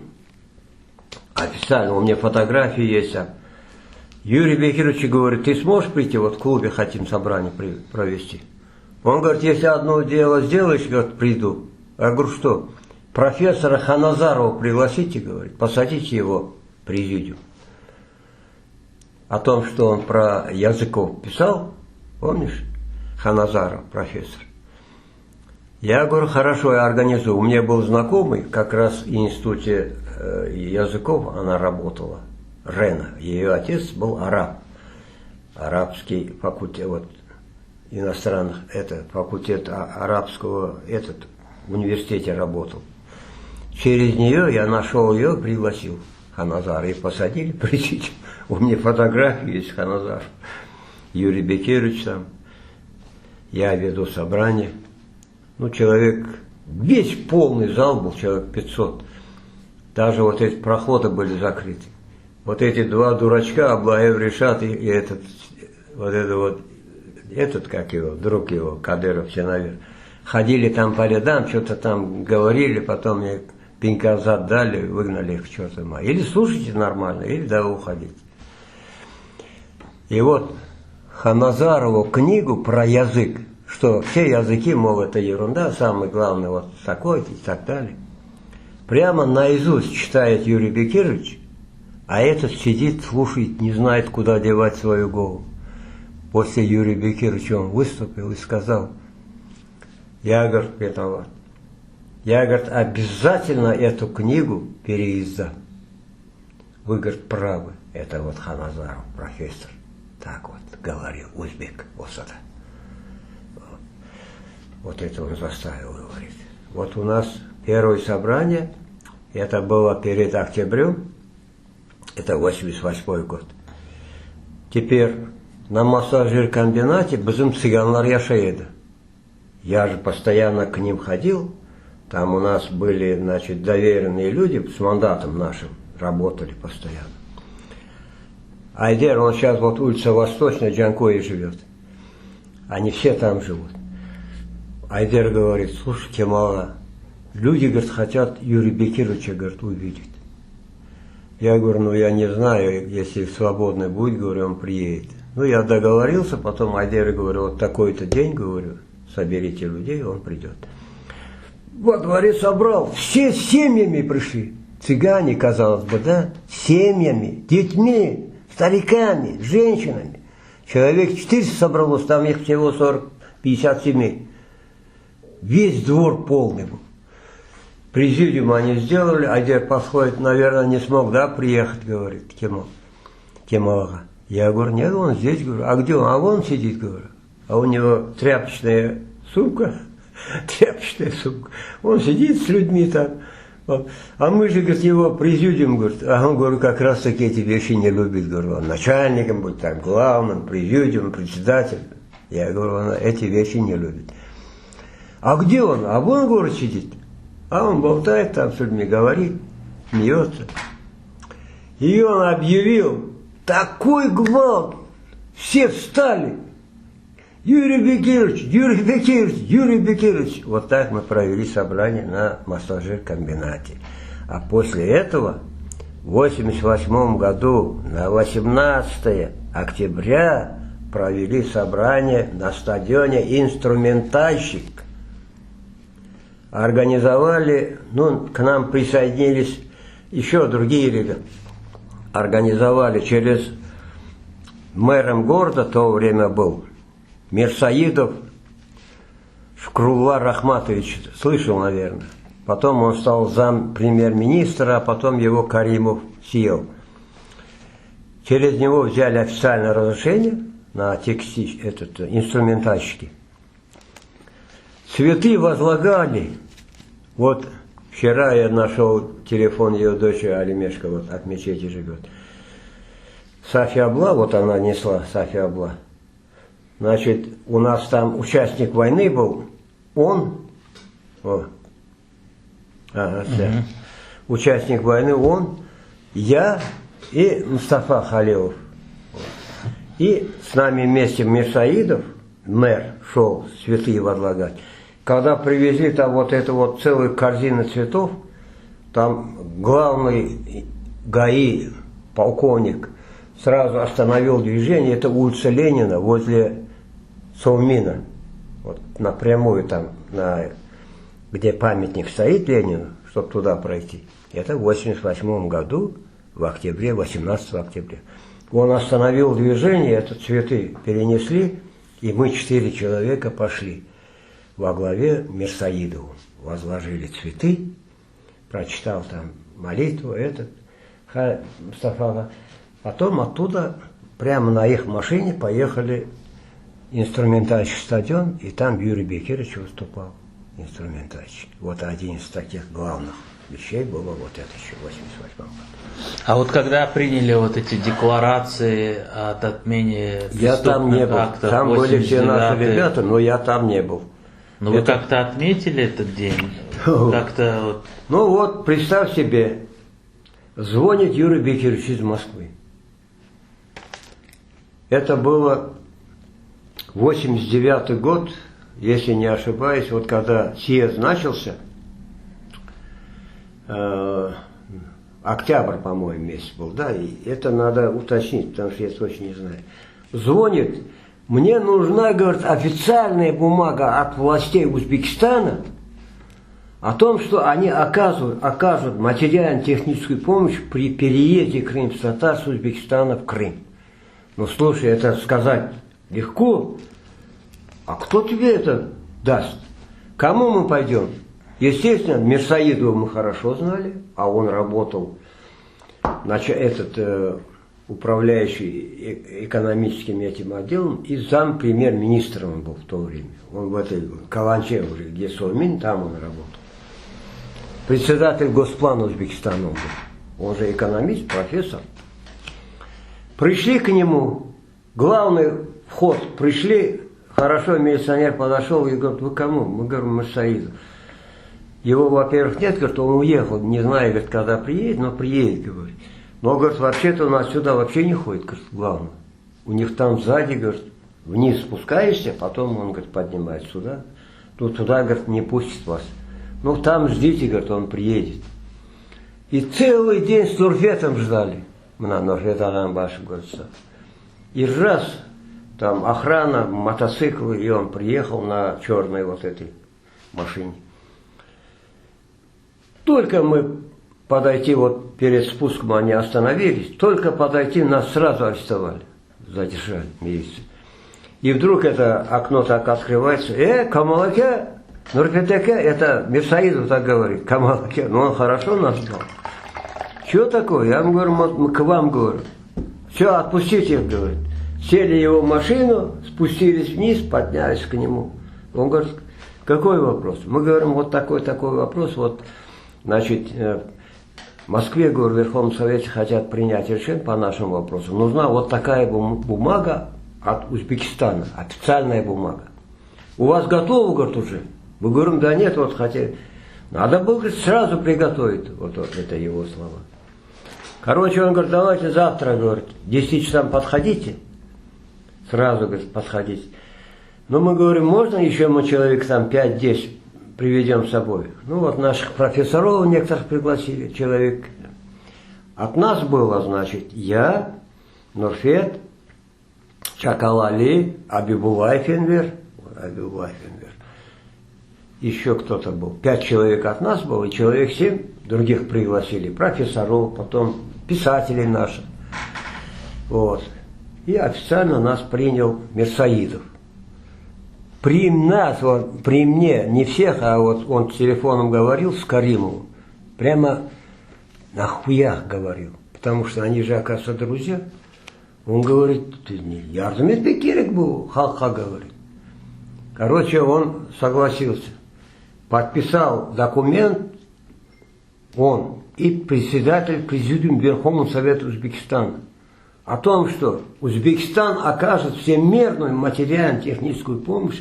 Этот документ, оригинал этого документа, он в 2 экземплярах подписал.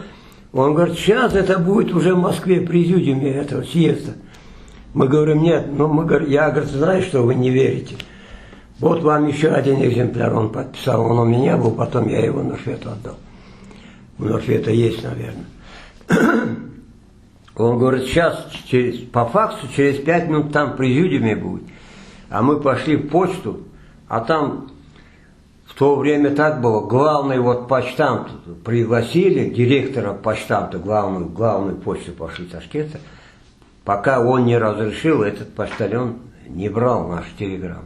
Фототелеграмму отправили вот этого письма туда. От Юрия Бекировича приходит ответ, говорит, а мы уже получили, говорит, по факсу пришел, говорит. Потом ему разрешили выступать на съезде, он выступил. И вот такая официальная бумага пришла не только от нас, от Таджикистана пришла такая же бумага, от Казахстана пришла такая же бумага. Вот от 3 республик мы точно знаем. Вот такие дела. Мы работали там, они работали там с нашими ребятами в 89 году. Большая работа была. Вот мне рассказывал этот, как его, ребята, которые там были. Он говорит, мы гостиница «Москва», там и еще какой-то гостиницу назвали, где жили в основном вот эти делегаты. Наша работа была, говорит, там. Постоянно с ним встречаться, постоянно им говорить, давать им документы национального движения, чтобы они подняли эти вопросы и поддержали на съезде. Вот благодаря этой работе действительно поддержали, организовали вот эту вот комиссию, вот, избрали по каждой республике представителей этой вот комитет, когда создали. Я, допустим, был представителем комитета Джизакский, Самаркандский. Кто я такой?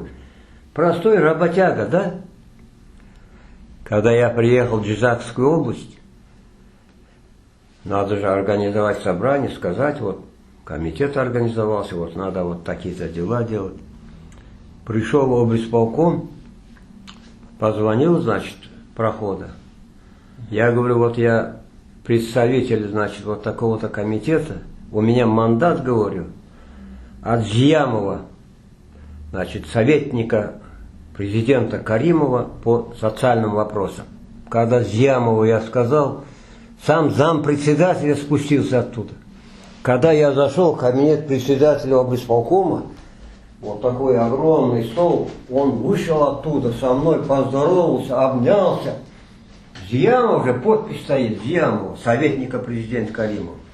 Потому что когда Юрий Бекирович приехал впервые в Узбекистан, впервые его принял Каримов.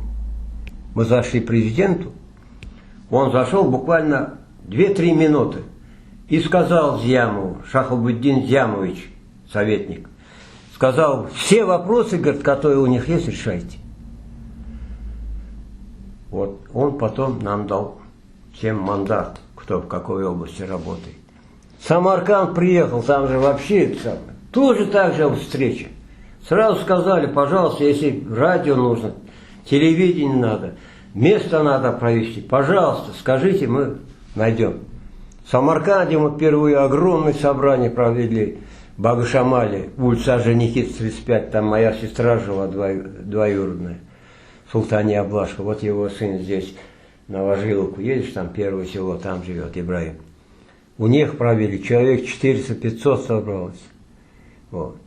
Хамзин, вот это вот, как его, Рустем же был самаркандский.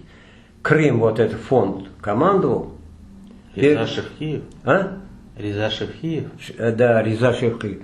Он рядом жил, улица Гагарина, на этажке он жил, вот на вокзал идет улица Гагарина от Багашамала. А это напротив улица Орджоникидзе, там частные дома, все крымс-татары. Вот он впервые там был на собрании.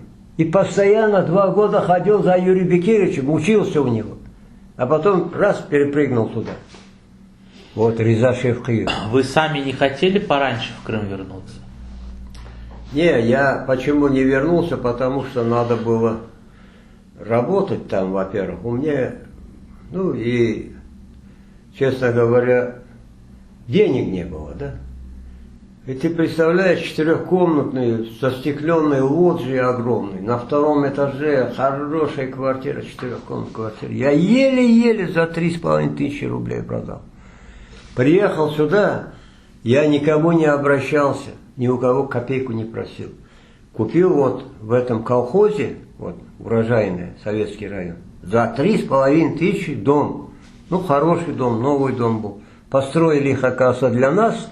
А потом, когда это Ишак Кравчук провел, вот недавно отметили 30-летие референдума, ихнего референдума. Ну вот точно такой же референдум был, как этот провел. Одинаково. Но он же незаконный. Да. Вот, ну, факт, что хоть мы и не участвовали, ни мы, ни эти, никто не участвовал в Крымстаде, но все равно провели, сказали, все проголосовали. Точно так же, как сейчас. Сейчас тоже не... Ну, если 7% участвовали, это хорошо. Ну вот вы, когда вернулись в Крым, вы продолжили здесь свою работу? Конечно, конечно. Ну, во-первых, немножко я хочу отступить. Это когда они уезжали в Крым. Последнее собрание было у меня дома, на массиве Кулю, на квартире. Юрий Бекирович остался у нас ночевать. Остальные там разошлись там по домам. И он мне до утра просил, чтобы я поехал в Крым и возглавил комитет феодосийский. Я же в Феодосии родился. Я говорю, да мне неудобно, говорю, директор, ну там новый директор стал. Он, во-первых, мне сказал, Кемал, говорит, я тебе замдиректором по производству, говорит, хочу поставить. Я не пошел. Я начальник мармоторного цеха был. Ну, потом он мне все равно назначил. Я и начальник цеха был, и замдиректора был. Я говорю, неудобно. Человек, говорит, так мне верит, говорит, сейчас брось уйти. Он мне до утра уговаривал, Кемал, давай поехали. Вот они как раз уезжали, комитет создавали в это время. Это был 90-й год, октябрь месяц, или я не помню. Ну, он всего 5 месяцев работал в комитете. Вот эти вот долбаны, вот эти, Синовер, эти, как они там возле облисполкома организовывали митинг, долой Юрия Бекировича там, с плакатами стояли. Вот я был там, я с ними говорил, я говорю, вы что? Я приезжал сюда, здесь тоже работал. Постоянно приезжал сюда. Ну, тогда стоила ерунда, там 40 чем-то рублей, что ли, билет на самолет. Вот этих вот долбанов, вот Синовера, этого там, еще многих с Бахчисарая. Вот я им говорил, вы говорю, вообще тронутые, у вас мозгов нет вообще. Ну, в общем, а на воле давай я пойду. Ну, вы кратенько скажите вот про крымский этап с 95 по сегодняшний. Что вам удалось? Ну, честно говоря, вот эта вот работа, которую я делаю, это я тебе говорю. Ну, во-первых, у меня было 2 обыска. Я вроде бы не с ними и не бородатый, да? Это за последние... Вот как они пришли в 2014 году, 26 декабря обыск был. И был второй обыск 26 марта 2019 года, 2 года назад. Но второй раз они вообще обнаглели. Я еще сплю, еще 8 нет, сплю. И вдруг мне кто-то говорит, вставайте, говорит, у вас обыск будет проводить. Глаза открываю, спецназ в маске с автоматом стоит у меня в комнате. Как раз мне внучка приехала, Вадешкина дочка Мавили. Туда захожу, где жена с ними вместе, там тоже автоматчик. Там Арсен сын, у него тоже автоматчик. Вокруг дома 4 автоматчика. А эти пришли, стоят за калиткой. Они, мол, не зашли, видишь, соблюдают закон. 2 следователя почему-то, на 1 ФСБ, 1 такой, естественно. 2 с собой понятых привели, это полное беззаконие. Понятые должны быть, вот меня знающие соседи рядом. Вот, я должен их знать. А этих каких-то алкашей привели с собой. И у участкового 5 человек, они там стоят. А эти 7 автоматчиков уже захватили дом полностью. Я говорю, в чем дело?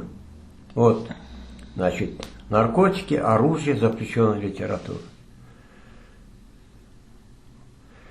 Ну, первый же 14 год, если честно, я не хвалюсь, но со стороны вот национального движения было сделано несколько очень серьезных обращений. Ну, я тебе как-нибудь принесу, ты сам почитаешь, увидишь, да, это очень серьезное обращение. Ну, в основном из-за этого напугать, чтобы ничего не делал. Вот такие дела. Все, жизнь продолжается, Кемал. Желаю вам здоровья и бодрости, чтобы вы дальше довели дело до конца. Я тебе что говорю, вот это вот я делаю почему? Ну, во-первых, вокруг меня разрастаются мои знакомые. Я не хвалюсь тебе, я не люблю хвалиться, но это факт. Вот где моя пакет? Сейчас я тебе одну вещь покажу, и поймешь. Вы проводите перепись Во-первых, я знаю, сколько нашего народа. Я знаю, сколько человек ассимилировал, сколько процентов. Я знаю точно, сколько сейчас живут в Крыму. Это математика, это не политика. Вот. И они с этим ничего не могут делать. Это факт. Вот у меня записная книжка, видишь, да? Тут 600 телефонов. 600 телефонов. Каждый район, каждый город, все, здесь все есть. Вот. Видишь, Сакиево, Судак, Советский, Ленинский. Все районы, все города. Во всех деревнях, в каждом районе у меня есть знакомый. Это для чего делается? Чтобы объединить. Я почему поехал аж в Ускут, сделал 4 хабиле в Скутте. Там одна бабушка, Мазин Ачпе Букан. Она 24-го года рождения, ей 97 лет в этом году. Она мне говорит, Торным говорит, сен Ускутлысың? Я говорю, вообще, я похож на Ускутского? Йо, ну, bizim hepimiz birbirimizde benziyiz. Я говорю, йо, мен Ускутлы değilim. Мен, говорю, чистокровный Толхопой. Вай, Торным, вот, а как ты, говорит, это Ускут делаешь, говорит? Я говорю, вот, дал слово, говорю, сделаю. Но это надо все издать. Да. Не, издать. Многие мне, кто только, что только не говорит. Я им всем говорю. Я говорю, Мария Григорьевна, моя учительница была, говорю, я все книги прочитал давно, я первый писал сочинение. И самое лучшее сочинение по содержанию мое было. Но краснота, там даже кол нельзя ставить. По грамматике я двоечник был. И она вот, Мария Григорьевна, я тогда не досказал, она бедная исправляла мои ошибки. Ставила 3, чтобы 3 поставить, сама исправляла. Я любил читать стихи, особенно Лермонтова любил, Пушкина, Маяковскую. Она говорила, вот когда, говорит, Кемал читает, хочется жить, говорит, а когда вы читаете, хочется умереть, говорит. Детям говорит. Вот такие дела. Поэтому Абыши, ну вот я тебе сейчас скажу, ты не поверишь, у меня сейчас 7,5 тысяч родственников, знакомых в Крыму, только в Крыму. Вот такие дела. O için bunun faydası çok. Просто айтмай merkezге, нечем десең. Люди разные. Ну, тебе я могу говорить. Ну, бабам Исмет, он очень просил Кемалага. Просто и мама просила, и отец просил. Кемалага говорит, просто хочется, говорит, с вами встретиться. В любое время, говорит. Я, говорит, вот остановка последняя, в сторону Белогорск едешь, напротив остановки, рядом, говорит, дом. Там, да вообще позвонишь, говорит, я тебя встречу, говорит, куда надо, отвезем, говорит, не волнуйся.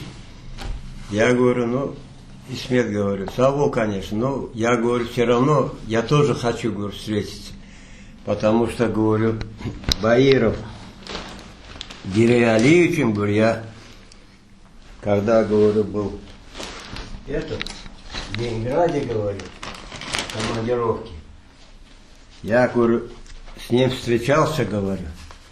И, говорю, между прочим, когда, говорю, ехали с своим сыном Гиреем, говорю, впервые, по Плашуда, он, говорю, пересел ко мне, я ему спрашиваю, а как фамилия? Он, говорит, Баиров. Я ему, говорю, сказал, ты Баиров Гирея Алиевича родственник? Он сказал, да.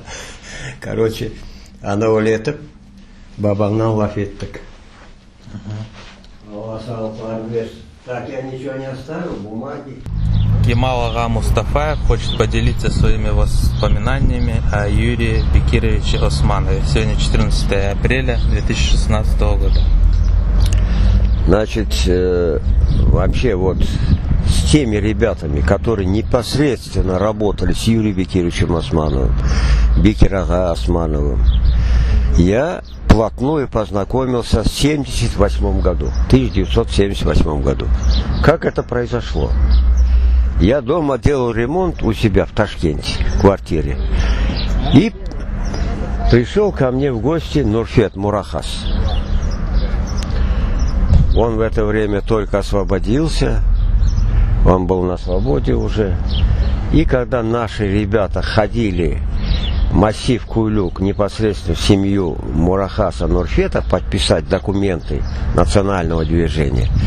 Ну, он спросил наших ребят: а кто у вас участников национального движения? Кто вы там, кого вы представляете? Ну, там ребят сказали: вот у нас, значит, наш старший Мустафаев Кемал Меметович. Вот мы с завода панельный, вот, ДСК. Там в то время жили семей, наверное, где-то около 100, чуть-чуть больше, крымских татар. Вот, значит, в поселке ДСК, это в Ташкенте, жили, ну, более 100 семей. В основном они приехали работать, когда построили ДСК в 1959 году. Приехали, значит, с Паркенского района. Вот, Кумушкан там и так далее. Оттуда все они приехали, потому что они сначала попали туда, после депортации. И вот они там работали. И мы там создали, значит, группу именно национального движения. У нас была своя ячейка, естественно. И мы проводили постоянно работу. Каждый месяц мы отчитывались перед всеми на собраниях, что мы сделали. Естественно, если нужны какие-то расходы, мы собирали деньги, это не секрет. За каждый рубль мы отчитывались. Каждое вот собрание мы за каждый рубль отчитывались и давали полный отчет. Не просто на словах, на квитанциях. Вот. Поэтому, когда Юрий Бекиров, когда Мурахас Нурфет приехал, когда приехал ко мне вот в гости, мы сели, начали говорить. Я впервые с ним встретился, с Мурахасом Нурфетом. Он мне говорит: слушай, говорит, а с кем вы работаете? Я говорю: ну, у нас в национальном движении, вот, Ташкенте, город Ташкенте, вот есть такие товарищи, как Годжен Рифат, там, Мустафаев Осман, там, потом этот, как его, Еминов Руслан, там, ну и так далее. Вот теперь Дильшат Ильясов, вот он, Мустафа Халилов. Вот с ними вместе мы работали. Мы делали, значит, то, что общим таким собранием Ташкента, значит, давалось задание, мы это выполняли все на своих местах. Значит, нашими районами в Ташкенте были это Хамзинский район, Ленинский район и этот Сергелийский район. То есть 3 района города Ташкента работали с нами. Мы везде, значит, проводили. Там другие не могли прийти, что-то проводить и так далее. Вот они знали нас. Вот. Теперь он мне говорит: слушай, а ты, говорит, слышал вот Османов, Бекирага, теперь Юрий Османов, вот о таких людях слышал? Вот. О Сидомете он спросил. Вот. Я говорю: в общем-то, я слышал, говорю, но непосредственно я с ними не общался. Да он начал говорить именно о той линии, которую они держат. Именно ферганская вот это вот, ну потом его назвали ферганской группой. На самом деле это одно и то же было. Это республиканское национальное движение было, только они немножко отличались чем?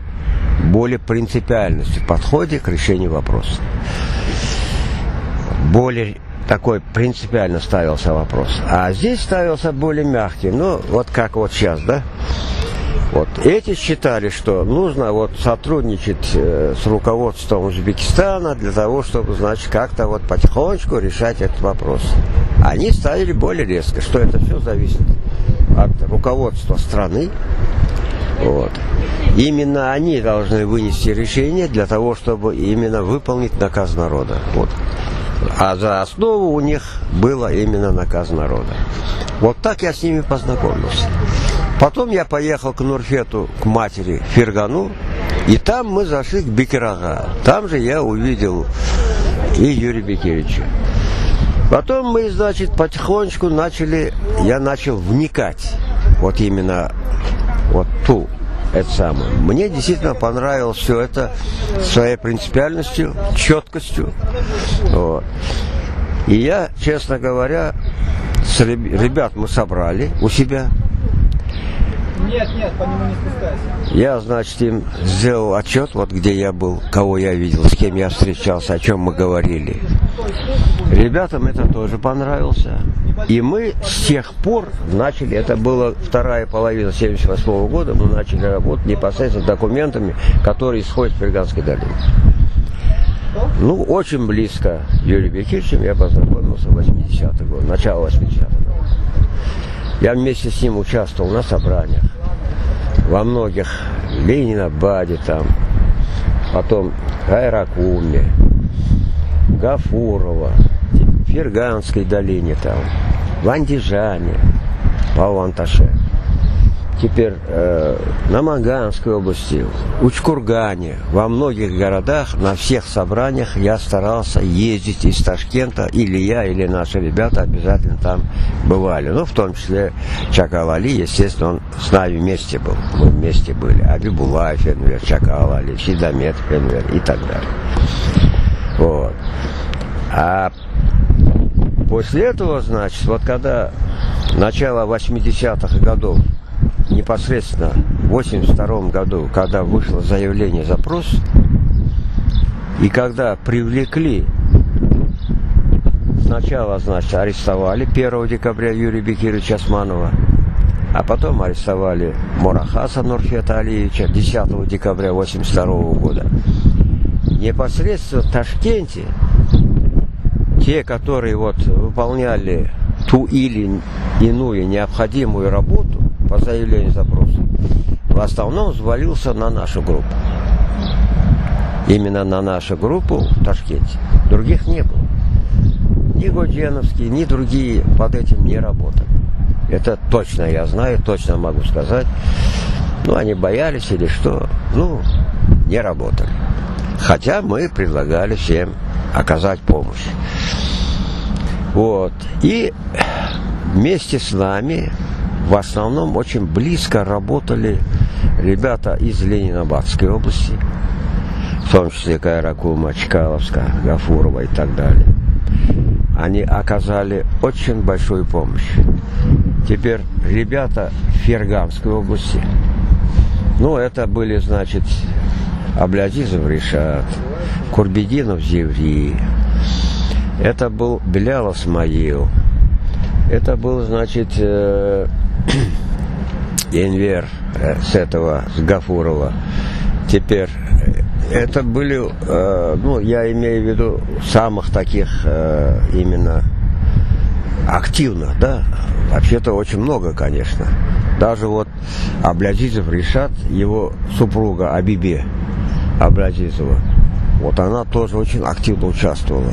Много женщин участвовали очень активно. И впервые именно после того, когда они начали работать под заявлением запросом, именно в Ленинабаде в начале 1983 года прошел самый большой митинг, который за все время движения. И именно ребята, которые работали под заявлением запросом, вот именно организовывали и участвовали в этом митинге. Правда, арестовали 5 человек. Значит, 2 из них, Белялов Самоил и Курбединов Зеври, отсидели по 3 года за организацию этого митинга. Вот. Ну, другим дали вот по 6 месяцев. Поэтому я что хочу сказать. Мы тогда действительно плотно все работали именно под этим. Мы ездили не только, допустим, в Ленинабадскую область, Ферганскую долину. Очень сильно помогали еще ребята из Коканда. Это Валиев Ленур, Талеб, Кадыр, сейчас фамилию забыл, самого Коканда. Эти ребята очень активно участвовали, устраивали митинги, устраивали собрания. Значит, в Учкургане Смаил Ага, Языджиев был Смаил Ага, Туваджиев Смаил Ага. Вот там, значит, он очень много сделал хорошего. Именно после того, когда уже и Нурфет, и этот Юра, и Зеври, и Белял Исмаил сидели уже. Несмотря на это, эти ребята все помогали. Теперь в самом Самарканде мы ездили туда вместе с ленинградскими ребятами проводили там в Джамбае собрания, в Самарканде собрания проводили. Вот один из тех участников, один из тех вот свидетелей, вот позапрошлом году вот умер, да, это наш историк с «Голоса Крымы» Абдуллаев Ибраим. Вот непосредственно у них дома мы проводили собрание. Это перед въездом в Самарканд. То есть везде мы проводили вот эту работу под заявлением запроса. И уже к концу 82 года я уже говорил, Бекир ага приехал из Крыма, потому что положение было очень тяжелое. Благодаря того, в кавычках, некоторых наших товарищей Новороссийска, Крыма и Новоалексеевки не произошло сдачи документов, благодаря их, в кавычках. Потому что они ничего не сделали, потому что обещали, ничего не сделали. И приехал специально Бекир ага. Но он не говорил о том, что сына вот посадили, там, что жена в тяжелом состоянии и так далее. Об этом он разговор не вел. Он вел разговор только о народе, о том документе, что делается, почему не сдали и так далее. Я ему когда все объяснил, он мне сказал: Кемал, говорит, сегодня здесь в Ташкенте единственный, говорит, я кому верю, говорит, ну, кого знаю хорошо, это ты, говорит, мы с тобой не один раз встречались. Кратко я что могу сказать? Кратко я могу сказать о том, как мы вместе с ребятами из Коканда, из Ферганы, из других районов организовали специальную помощь всем семьям, чьи мужья оказались в тюрьме, в том числе и Османа Юрбекировича. И когда его все-таки под напором народа, именно благодаря народу, который, значит, непосредственно боролись за его освобождение, когда его перевели в психиатрическую больницу Ферганы, я вот из Ташкента, я там и другие ребята ездили его навещать. Мы его навещали в психиатрической больнице, он еще не на свободе был. А потом, когда он уже вышел на свободу, во всех собраниях почти, которые проводились и в Узбекистане, и в других местах, мы участвовали, всегда были рядом. Всегда были рядом. Ну, особенно мне хочется 3 момента вот таких важных, да, объяснить. Он человек по натуре был очень воспитанный.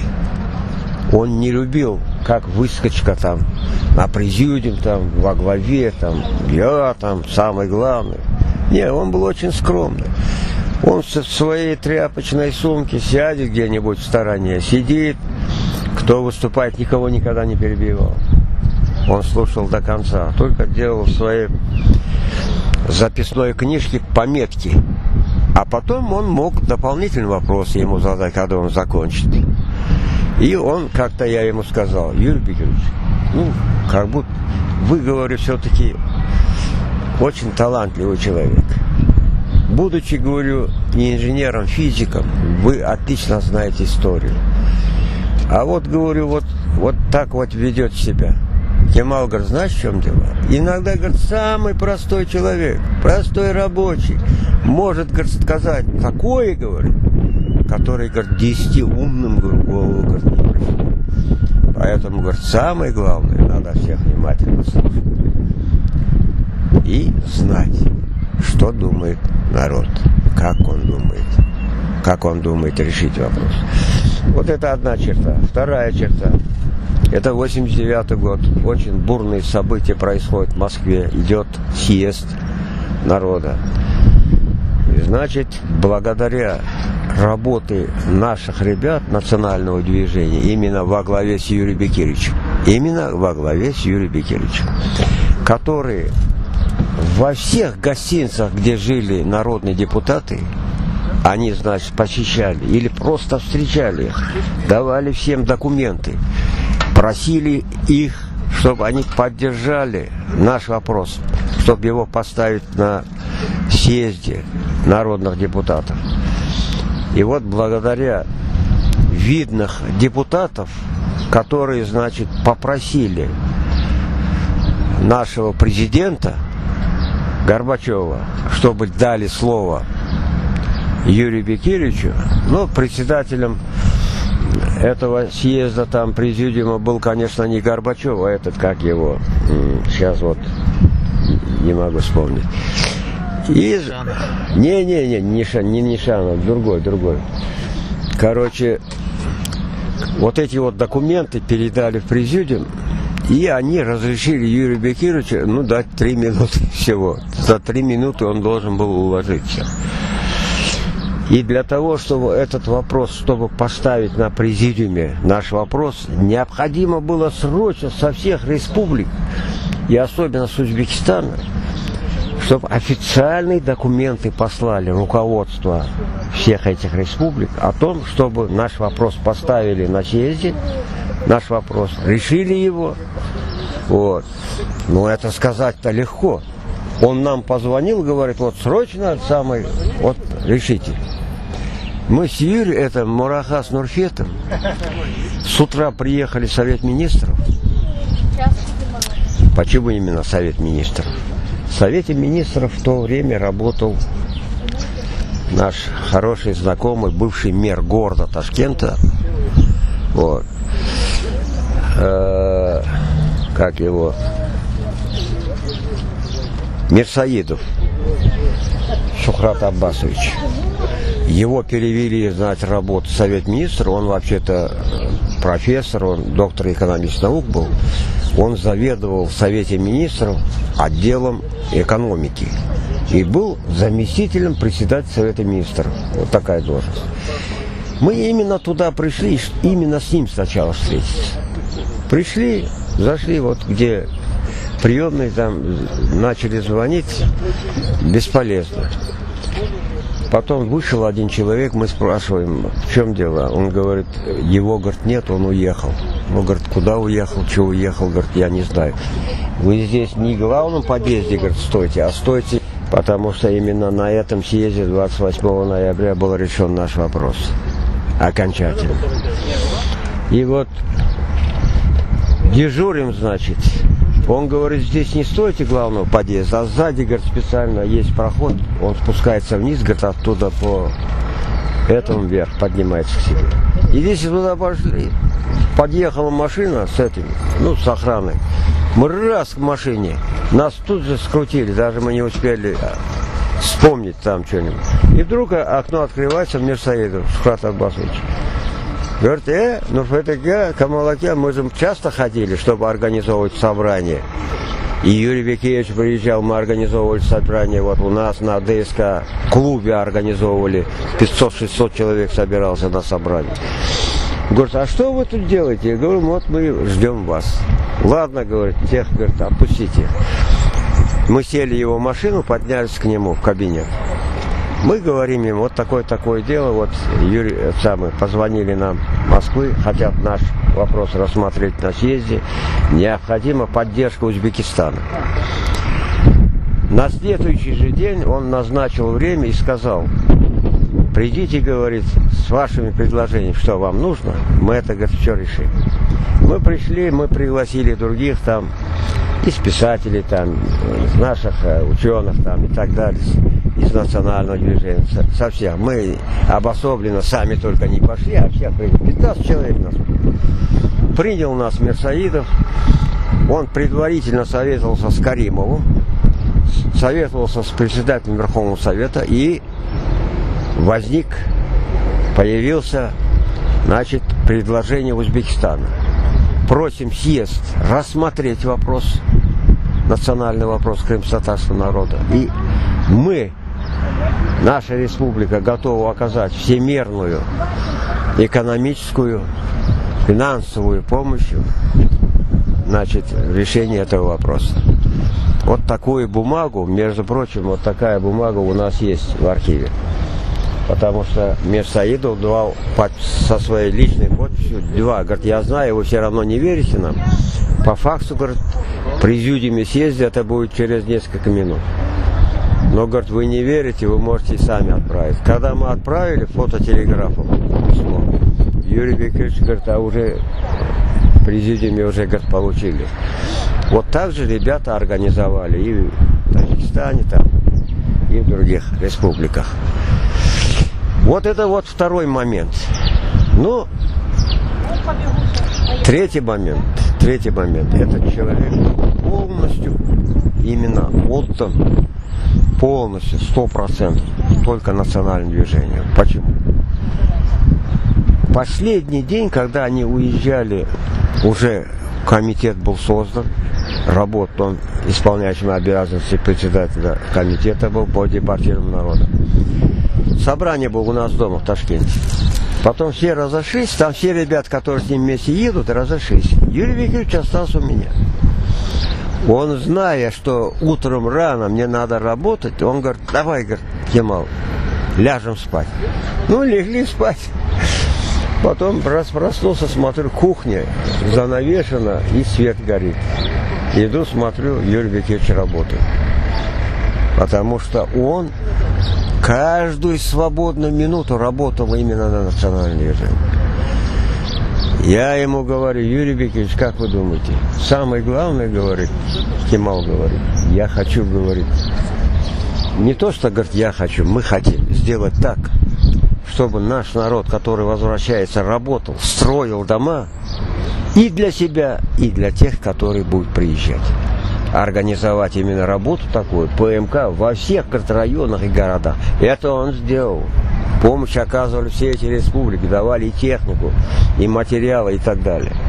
И первую помощь он получил от Рыжкова, когда 200 миллионов от СССР и 50 миллионов с местного бюджета, 250 миллионов. А в то время 250 миллионов были, это очень большие деньги. Вот, это где-то 300 миллионов долларов, если не больше. Поэтому этот человек был отдан всегда именно народу. У него светлая такая мысль была, что ты представь себе, мы и работаем, и зарплату получаем, чтобы семью смотреть, и в то же время строим дома, чтобы народу предоставить жилье. Ты понимаешь, да, это по всему Крыму, и это он организовал. Только после его смерти, буквально через 2-3 года, все это уничтожили, все это разворовали. Вот те, которые пришли вместо него. Это действительно так было. И один просто короткий момент. Я приехал к нему, они живут в Сайше Добро, значит, на Москальце. Квартиру наняли двухкомнатную. На полгода договорились. А этот хозяйка, значит, пришла буквально через месяц, говорит, вы понимаете, вам придется уйти, у меня вот родственники из Москвы приезжают, поэтому мне извините. Но это было от спецслужбы сделано так, чтобы, ну, мучить человека. И слова Айше. А он работает, стол, стопка документов, я имею в виду газеты, журналы, стопка, машинка печатная. Он сидит, перебирает все газеты, смотрит, что там есть. Полностью не читает, естественно. То, что касается нашего народа, он все это прочитывает. И тут же он готовит необходимый ответ. На утро уже готовит ответ. Он всю ночь сидит, работает. И Айше мне говорит, Кемалага, говорит, хоть вы скажите, пожалуйста, ему. Все, говорит, строят дома, говорит. А вот он говорит, только этим занимается, у нас ни кола, ни двора, говорит, ничего нет. Вот здесь думали, хоть 6 месяцев, говорит, уже будем жить, платить. А тут хозяйка, говорит, пришла и сказала, так, давайте освободим. То есть он был полностью отдан именно движению, именно народу. Вот это вот отдать надо должное. А так, конечно, после его освобождения, только в Ташкенте мы провели 3-4 собрания, крупных собраний, больших собраний. Это вот у нас в ДСК мы провели 500-600 человек. Полный зал был полный, и еще между этими проходами стояли. Потом в массажир-комбинате организовали. Теперь на стадионе инструментальщик, это где вот именно вот эти вот годжены-моджены были. Там мы организовали в 1988 году, как раз на 18 октября, в честь нашего, значит, 21 года, 18 октября, государственности, мы организовали большое собрание. Прямо на стадионе. Вот этот Мирсаитов, о котором я говорил, в то время он был мэром. В 88-м еще мэром был, он в 89-м уже перешел в Совет Министров. Пришли к нему, сказали вот так. Он говорит, хорошо, говорит, организовывайте. Я говорю, мы хотим еще возложить цветы памятнику Ленина. Ну, главный памятник Ленина, площадь Ленина в Ташкенте. Он говорит, все, договорились. Я был выбран собранием за старшего, кто должен непосредственно организовать вот это возложение цветов. Мы пришли, проспект Ленина, там собрали, значит, Мирсаидов стоит, все они стоят. Значит, цветы привезли на ту сторону дороги. Ну, остановили движение, перевели, пошли, возложили, и потом вместе поехали все текстильщики. И там провели очень большое собрание. Что я хочу сказать, 91-93 год я здесь не был. Но я часто приезжал. Почему? Мои дети в 92 году, 2 сына здесь учились, в Симферополе. И я каждый год 1-2 раза приезжал. И их посмотреть, и по нашим делам. Участвовал на многих собраниях. В том числе вот в Верхних Орешках было очень большое собрание. Мы ездили, вот Сидометов Рифат, он сейчас здесь, в Симферополе живет, на его машине ездили по всем селам, объясняли, что будет вот такое собрание, что приезжает Юрий Бекирович. Вот это вот собрание организовывали и провели. Это был 89 год. Значит, поэтому я постоянно хоть здесь не был, но на многих собраниях был. Ну, допустим, я вот в 90 году, конец года, я прихожу к нему в кабинет. Он в облисполкоме работал, там небольшая такая комната и прихожка такая небольшая. Внизу, значит, митинг идет. Во главе митинги, значит, Аблаев Ришат, Кадыров Синовер, ну и так далее. Все вот ихняя верхушка. Значит, основные транспаранты и воззвания митинга. Первое, значит, Юрий Бекирович вон с комитета. Значит, Юрий Бекирович хочет, чтобы наш народ никогда сюда не вернулся, если вот как мы ставили вопрос, организованное возвращение. Значит, надо самозахват и так далее. Я подошел, вот непосредственно к Айбулаеву, Шевкет там Кайбулаев стал. Вот я подошел к Аблаеву, решал, наверное, они рядом стояли. Я говорю, ребята, вы что делаете? Вы хотите, говорю, всю нагрузку переложить на шею народа? Вы этого добиваетесь, так говорю. Нет, Кемалага, вы не понимаете, вот только таким путем можно завоевать Крым. Это их слова. Это непосредственно я говорю. Вот в таких тяжелейших условиях он работал. А именно, когда его сняли, а это было март 91 года, когда на сессии должны были утвердить уже не как исполняющий обязанности, а как председатель комитета. И тут, перед этим, конечно, Багров встречался непосредственно с ним, давал свои предложения, что нужно делать и чтобы его утвердить. Короче, нужно было красть те деньги, которые нам отпускают, тогда все будет хорошо. И комитет, здание уже нашли, будут ремонтировать, обдавать полностью. И всем квартиры дадут, и машины даже такие дадут. Все дадут, только вот с ним вместе надо делать так, чтобы ему было хорошо. Он на это не пошел. Он сказал, вот вам, ни одна копейка, говорит, народных денег на эти дела не пойдет. Они тогда, естественно, нашли кого? Проверенного человека, Безазиева Леонтона Романовича. Между прочим, я точно сам слышал и сам читал высказывание Мустафы Джемиля по этому поводу. Он говорил, что это хороший строитель, оказывается. Он много объектов строил, он там был, здесь был, значит, вот именно наконец комитет, пришел человек, действительно профессионал. Эти год это был страшный удар не только для национального движения, но и для народа. Вообще-то сам день похорон был очень нехороший, дождливый, снег там холодный такой. Это рассказывают ребята. Я в Ташкенте же был, я не смог участвовать. Я уже потом приехал. Вот. Ну, по рассказам наших близких друзей, ну, благодаря особенно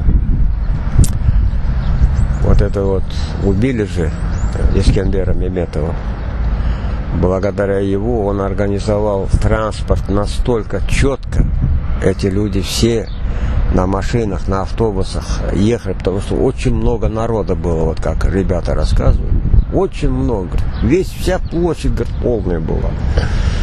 Площадь Ленина, где с ним прощались. Поэтому вот так его похоронили. Ну, насколько я знаю, буквально перед тем, как все это случилось, вот эта встреча с Багровым была, когда он на сделку не пошел. Это было последней точкой, что его уберут, естественно. И самое главное, его поездка в Турцию. И буквально где-то в середине ноября он должен был участвовать на конференции всех наших диаспор, не только в Турции, но и в Венгрии, Румынии, Америке и так далее, которые должны были собраться в Турции. И он должен был подготовить один из главных документов и должен был выступить. Вот это наших недругов, конечно, напугало страшно, потому что у них прямо ускользала из-под ног почва. Они могли потерять все, не только доверие, но и, видимо, какие-то доходы. Вот это напугало. И буквально за 2 недели, по-моему, встреча его с Балтиным. Балтин все-таки, он же непосредственно, этот Совет Безопасности России относился. Он же командовал российским Черноморским флотом. Это же не простой человек был. И к тому же очень умный человек. И вот после этой встречи, видимо, у них совсем все уже, всякую надежду потеряли, что они его подкупят, что они его переделают и так далее. Они поняли, что он не подкупен. Я вернулся в Крым, полностью вернулся в 95-м году. Правда, я здесь, у меня не было возможности купить дом там, Симферополь там и так далее, потому что мы продали где-то в июне месяц квартиру 4-комнатную в Ташкенте за $3500. За эти деньги я мог купить дом только в деревне, в колхозе, что мы и сделали. Вот. Я определил, у меня не было ни одной копейки. Я все деньги отдал на этот контейнер, на этот дом. Еще за контейнер за это ничего не получали. У нас вообще ни копейки денег не было. Такое положение, 3 детей, мы вдвоем, пенсии еще не получаем. Это был 95-й год, август месяц. Я звоню бывшему директору в Ташкенте, Бегмату Усман Бегматович, он покойный уже тоже. Я говорю, Усман Бегматович, вот такое положение, говорю. О, говорит, Кемал, ты что, говорит? Давай, говорит, возвращайся, опять, говорит, возьмешь свой цех, буду работать. Я говорю, как, я же уже гражданин Украины, говорю, документы уже взяли, все. Да, говорит, это ерунда.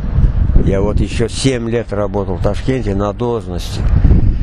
Сначала начальник арматурного цеха, а потом заместитель директора по производству в крупном домостроительном комбинате номер 2 в Ташкенте. Благодаря вот этого человека, вот они понимали. И он, тогда деньги нельзя было так просто отправлять. Это надо было укрыть через кого-то. Вот он отправил $200, я $100 поменял, купил продукты, еще $50 поменял, оставил жене, а с $50 я поехал в Ташкент. И вот когда я уже приехал, совсем я уже приехал сюда, значит, в 2002 году, когда я вышел на пенсию.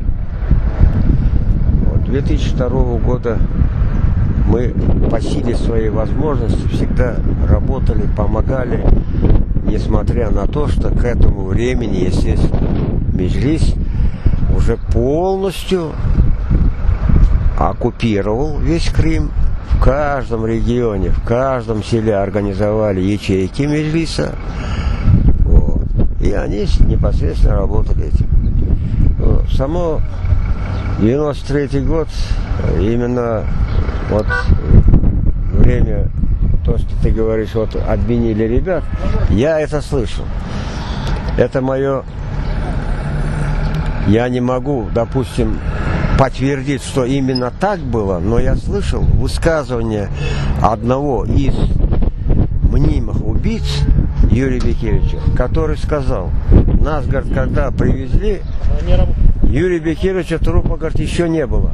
Нас держали, говорит, в милицейском автобусе, не выпускали. И когда, говорит, только его привезли, оставили, говорит, темно, говорит, еще было, вот утром, только сумерки, темно, еще ничего невозможно различить. И нас, говорит, заставили подойти, бить дубинками, бить его, уже почти мертвого, но он, говорит, еще был жив. Вот один из них так говорит. Он, говорит, был еще жив. Я это, говорит, и на суде подтвердил, я и книгу, говорит, напишу. Это он так сказал. Вот. И, говорит, нас заставили их бить, а потом нас взяли, говорит, увезли. Но, говорит, я видел, говорит, как один из офицеров еще, говорит, после нас подошел, говорит, ударил, потому что, говорит, он еще был жив. Он еще раз ударил вот этой вот, если палкой. Его там 1-2 раза ударил. То есть его убили где-то, привезли, положили туда, а этих ребят, что как будто это их дело, у него на руках был единственный позолоченный отца Бекирага, и в кармане там несколько гривен. У него денег-то не было. А что они грабили, неизвестно. Как будто они грабили, а часы-то остались. И главное, паспорт они оставили там. Но это все было сделано. Я считаю, это мое чисто субъективное мнение. Как говорят там Меджлис, он замешан как фон для того, чтобы отвести все вот это грязное дело на наш народ. Потому что в Меджлисе тоже есть хорошие люди. Там же не все там такие вот негодяи, правильно? Это тоже часть нашего народа. Одни ошиблись, другие поверили там и так далее. Но на самом деле это было организовано службами СБУ и ФСБ. Я еще раз хочу подчеркнуть, почему я так думаю. Когда Путину, по-моему, 18 мая в Сочи, один из наших ребят, я сейчас не помню, или Эскендер Бляу, или кто-то говорил о том, что вот нужно народ, оставшийся после депортации в других республиках, надо привести, помочь. Он сказал, мол, вот при Украине, мол, вот не делали это дело, вот сейчас Россия, значит, должен это дело сделать. Он сказал, да нет, говорит, я не дословно говорю слова Путина, ну смысл. Да нет, говорит, руководство Украины, говорит, тоже хотело решить вопрос, но у них не было, говорит, финансово когда невозможно. Ну мы тоже, говорит, не очень того вроде бы шикуем, вот тоже какие-то есть трудности, но, говорит, мы будем это дело решать. Мы постоянно, говорит, с руководством Украины по этим вопросам всегда, говорит, ну, совещались там, говорили. Вот это его недословный, но вот смысл вот такой. Это можно найти запись, вот то, что тогда было, и там это найти. Вот все. Честно говоря,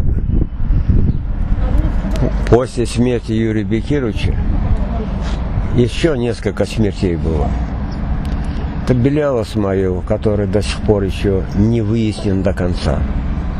Почему-то сам себе, ну как говорили, сам себе как будто упал или сбросил 4-го этажа.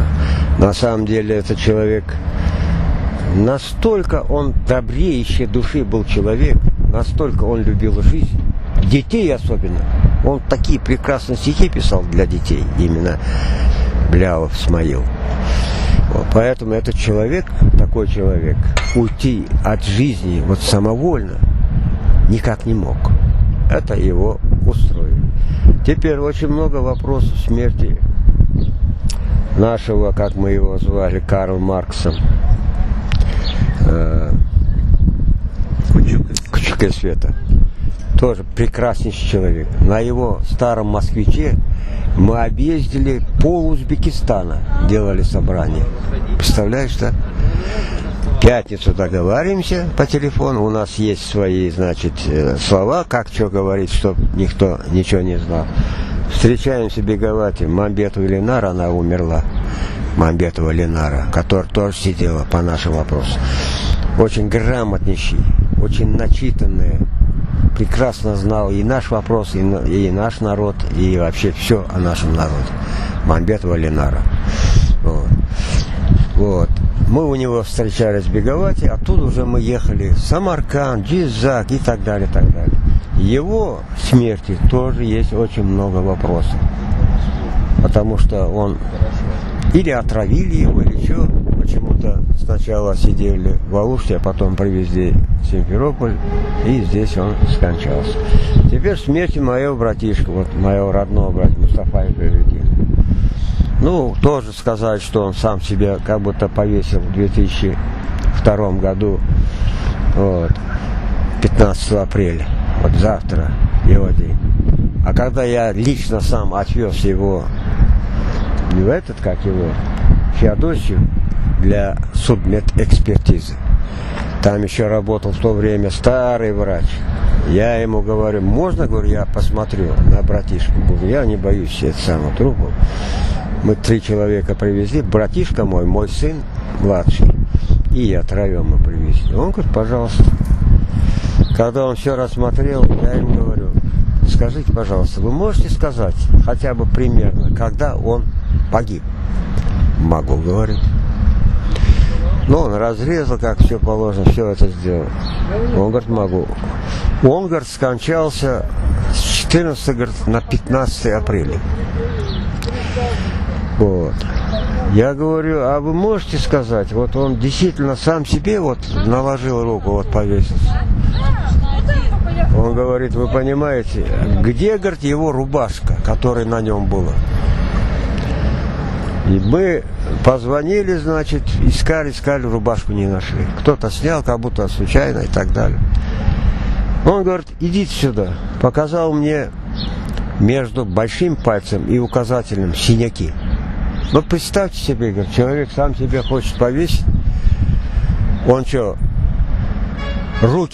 пальцы ложит под этот и сам себе потом вешает, что ли, говорит? Так же не бывает, говорит. Ну, это не то, что это. Он был 8 апреля у меня. Я 7 апреля приехал из Ташкента, прилетел из Ташкента. 8 апреля поехал к себе Советский, домой. А он не знал, что я приехал. Приехал в нашу деревню, там поминки были нашего родственника одного. Вот. На поминке он приехал, в машине было место, он приехал. И ему сказали, а ты знаешь, что сегодня с утра, говорит, твой брат приехал? Да, вы что, да. Он пришел ко мне, не успел даже кофе выпить. Кофе выпили, там жена делала чебуреки, даже чебурек не поел. Пришел ребенок один на велосипеде, девочка одна, говорит, Эльведнага, говорит, Мустафага уезжает, говорит, попросил, чтобы вы быстро пришли, говорит, назад домой едете. Я ему говорю, братишка, останься, говорю, завтра поедешь. Нет, говорит, ага, я же работаю, говорит, воду даю в деревню. И, говорит, вся скотина, птица вся осталась, говорит, дом открытый, говорит, поэтому хайтмасам олмайджах, если не вернусь, говорит, не получится. Так он вернулся. И сказал мне, я, говорит, вот после того, когда случился с машиной авария, говорит, машину отремонтировал, одну тягу, говорит, переднюю, там, рулевую тягу надо менять, говорит, и тягу купил, говорит. Или сварю, говорит, приеду. 15, говорит, у тебя день рождения, завтра у меня день рождения. Говорит, я 15 приеду, говорит. Так что, говорит, не волнуйся, все нормально будет. Я, говорит, на машине приеду. 15 мы собрались, сидим. Что-то у меня в душе неспокойно, да, вот нету никакого настроения. Юбилей, 60 лет, 15 апреля 2002 года. Я сыну раз, собака лает, я говорю, сын, выйди, посмотри, пожалуйста, Арсен, кто там? Он выходит, нету МД, так его не было. Я где-то 12 часов уже ушел, я говорю, ребята, сидите, я не хочу. Следующий день, 16 апреля, я целый день ждал. Я знаю, что он знает, что я буду беспокоиться. Думаю, обязательно приедет. Наверное, говорю, с машиной что-то случилось по дороге, то, что отремонтировал. Целый день ждал, нет его. Вечером жене говорю, приготовь мои вещи. Говорю, что-то сердце не в порядке. Что-то, говорю, чувствую нехорошее. Завтра с утра, говорю, поеду в Судакский район, деревня Богатов, Тоху. Что, говорю, с братишкой, непонятно.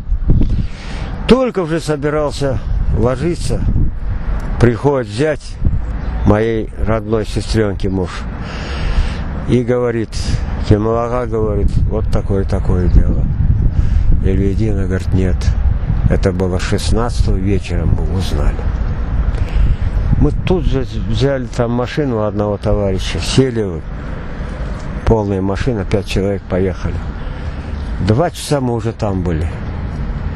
А это старинный дом, дому более 100 лет. Мой прапрадед построил еще. Единственный дом сегодня остался, вот в деревне Богатовка, единственный дом, целый, двухэтажный. Таких домов нет. Но мои предки были люди очень самодостаточные. Приезжаем туда, темно. Я думаю, нет, ну темно же, говорю, не должно быть. Если такое случилось, должен быть свет обязательно. Приезжаем, оказывается, с 12 часов ночи до 3 часов ночи свет отключают. В то время отключали свет, это 2002 год. И смотрю, там свечки горят, лампы горят, там много уже людей. Зашли, удивились, утром рано. Я в первую очередь пошел к машине. Смотрю, машина сделана, заправлена. Он еще канистру, у нас очень вкусная вода, родниковая.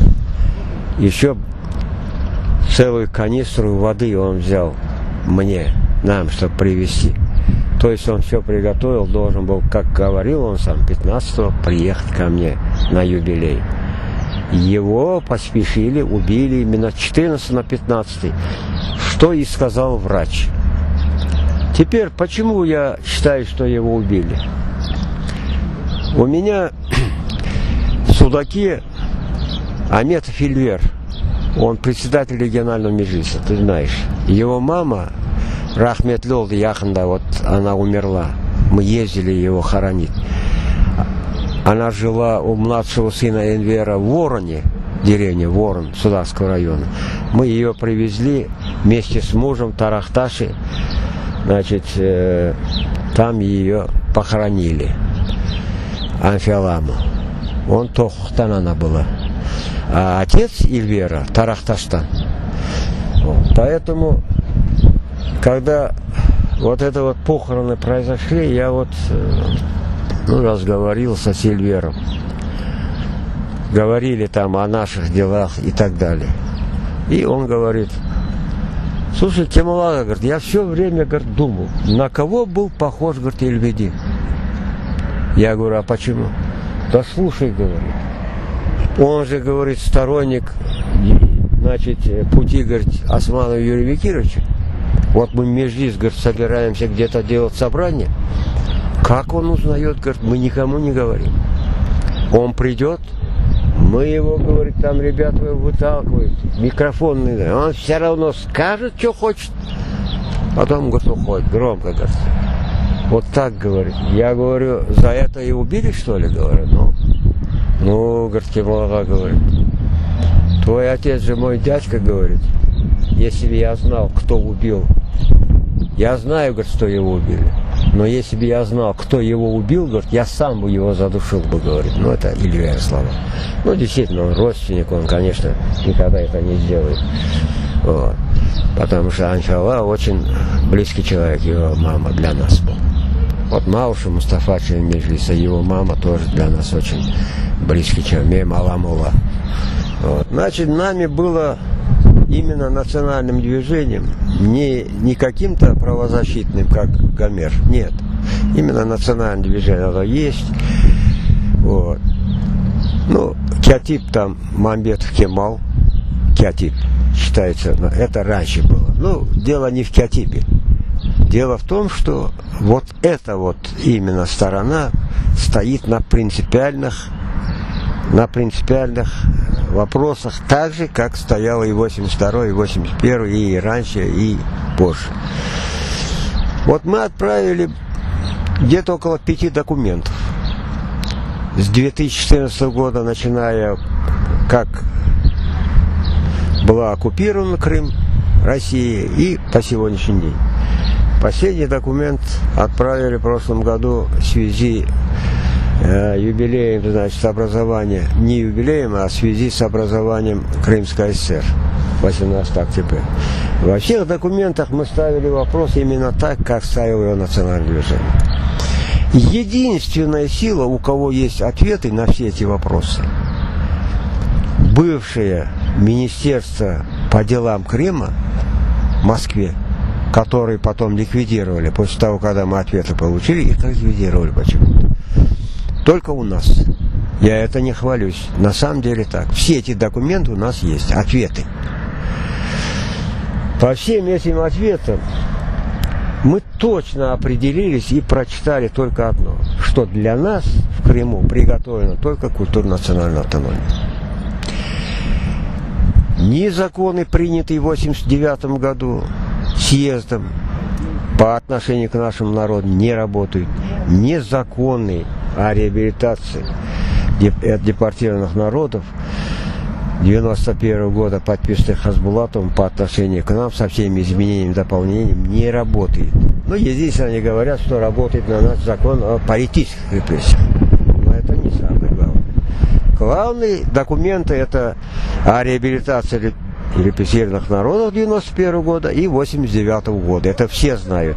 845-1. 89 год. Значит, им нужен был показуха.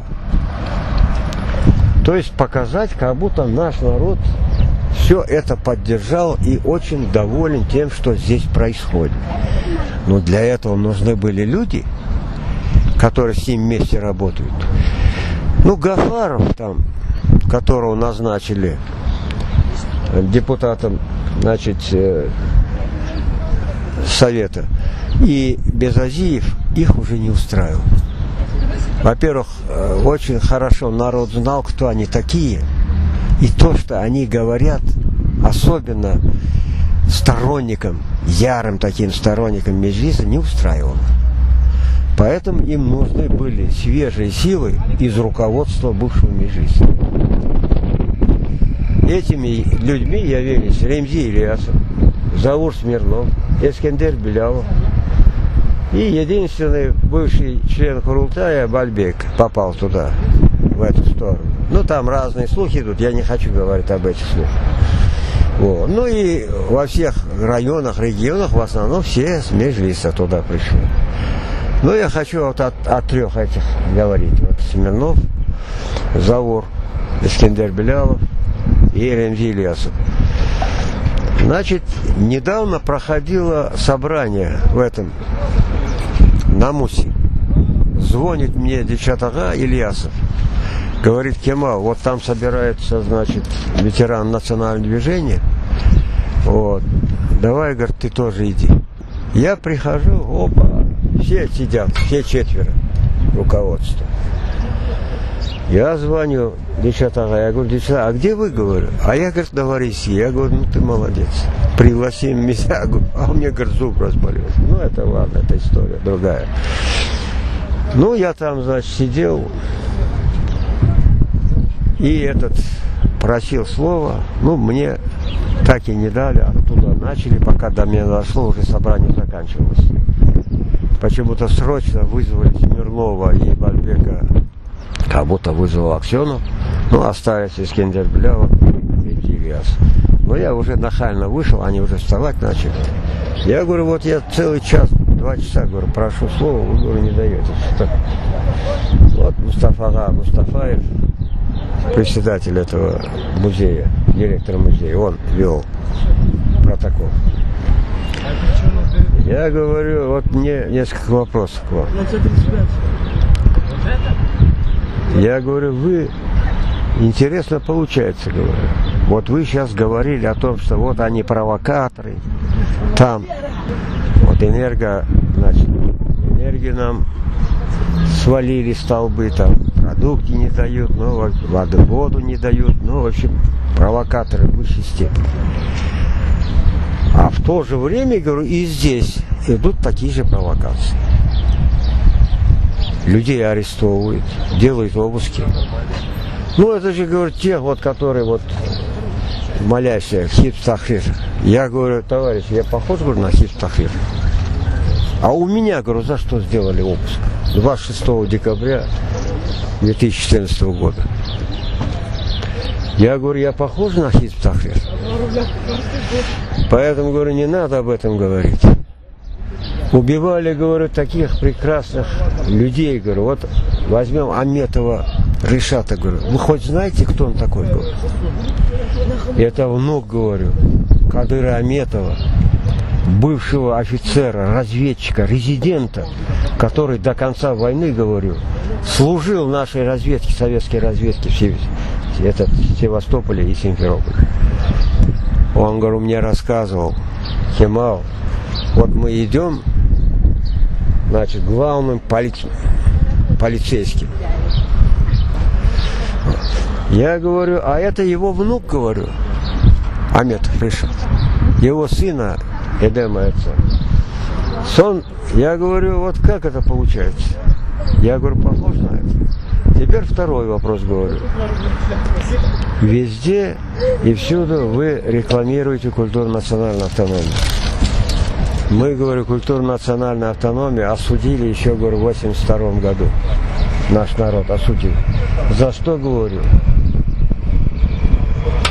5 человек отсидели в тюрьмах. И другие там получили, говорю, разные сроки. Я говорю, а вы сегодня... Ну что делать? Это Ремзилевский. Ну что делать, Кемал? Ну что, убивать, что ли, их? Я говорю, зачем их убивать?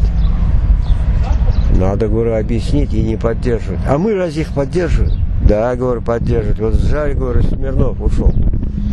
Здесь, говорю, когда Совет Европы собирался, говорю, 31 января, которого 30-го по телевидению писали, что они уехали 30-го.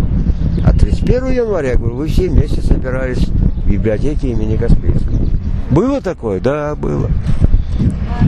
Вот тогда, говорю, один из последних выступающих, ветеран национального движения, начал говорить именно о наказе народа и о движении. Вы сказали, что вот парень, председатель Судакского культурно-национальной автономии, председатель, вот с утра вот ждет, ему слова не дали, Завод Смирнов, говорю, этого человека перебил и дал слово ему, говорю, а вы говорите убивать их. Зачем убивать? Говорю, их прекрасно слушайте. И он уже не знает, что говорить, и, говорю, и последнее. Если, говорю, они действительно экстремисты, хотя, говорю, я не все поддерживаю, то, что они делают, так будьте вы, говорю, нормальными, решайте вопрос. Все карты вам в руки, опережайте их. А вы что делаете, говорю? Вы отсюда бьете, а они оттуда бьют.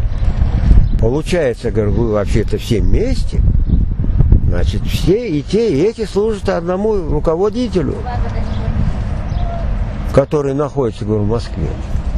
Получается так, говорю, интересно, говорю. Если я был бы вместо этого руководителя, раз там такие идут провокации на Украине, я бы все эти вопросы консультации народа здесь бы решил.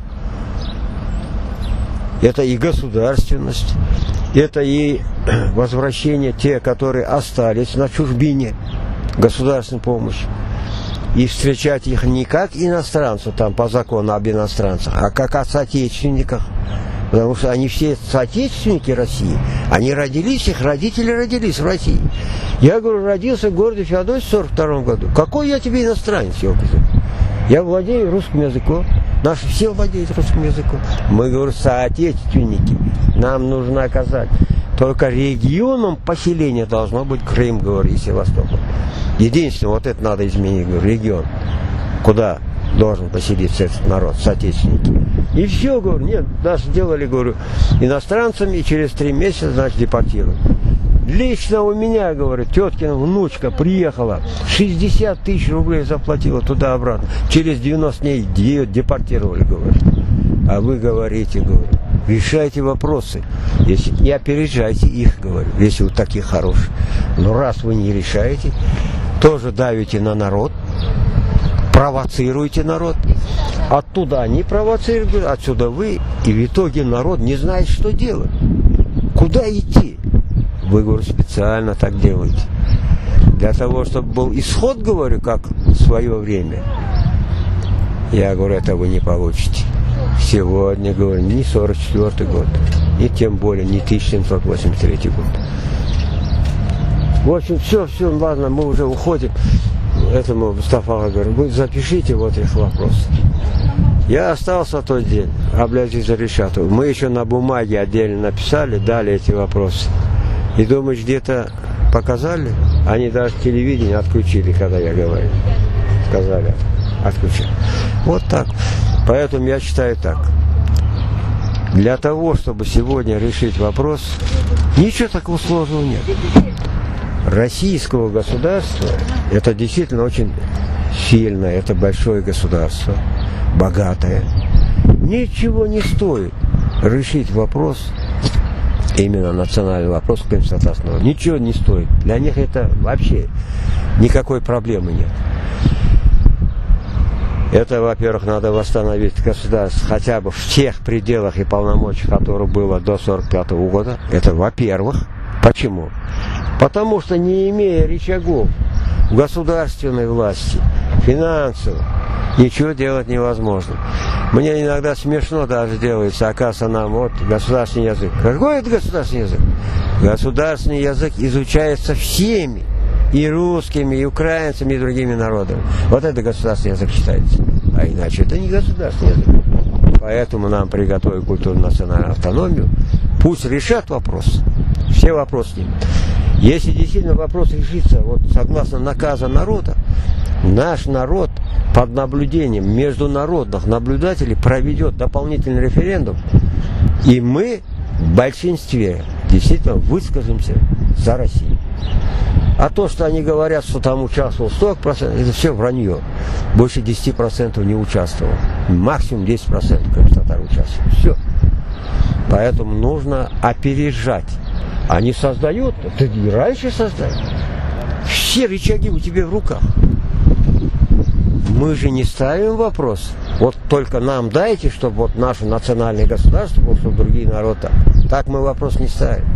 Мы ставим вопрос так, в пределах, значит, того Крымской ССР, которое было. То есть это в депутатском корпусе 36,6% наших депутатов должно быть. Значит, самой власти, если главный русский там или другой, зам должен быть наш. И министры. То есть, действительно, в тех пределах и полномочиях, которые было до 1945 года, когда в 1945 году ликвидировали Крымская ССР, стала Крымская область. Поэтому я говорю 1945 год. Все. Вот на что надо на опережение идти. Ну, некоторые говорят, ну вот, оказывается, у Путина сейчас сил не хватает, оказывается, вот местная власть все узурпировала, вот он их очистит, ну, вот такие вот слушают. Все это ерунда. Я не думаю, что Владимир Владимирович такой слабый человек. Он человек сильный, он человек опытный, и все зависит от него. Не надо на кого-то валить. Все зависит от него. Все санкции снимут не те, там, какие-то бывшие президенты Франции, там, Италии, которые приезжают сюда, Израиля. Ничего они не сделают.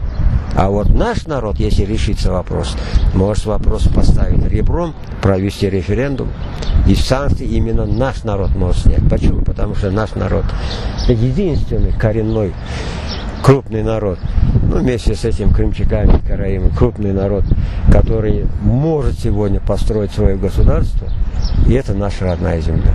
Вот все остальные диаспоры пусть себе культурно-национальной автономии делают, только кроме крымско-татарского народа, караимов и крымчаков. Вот у меня все.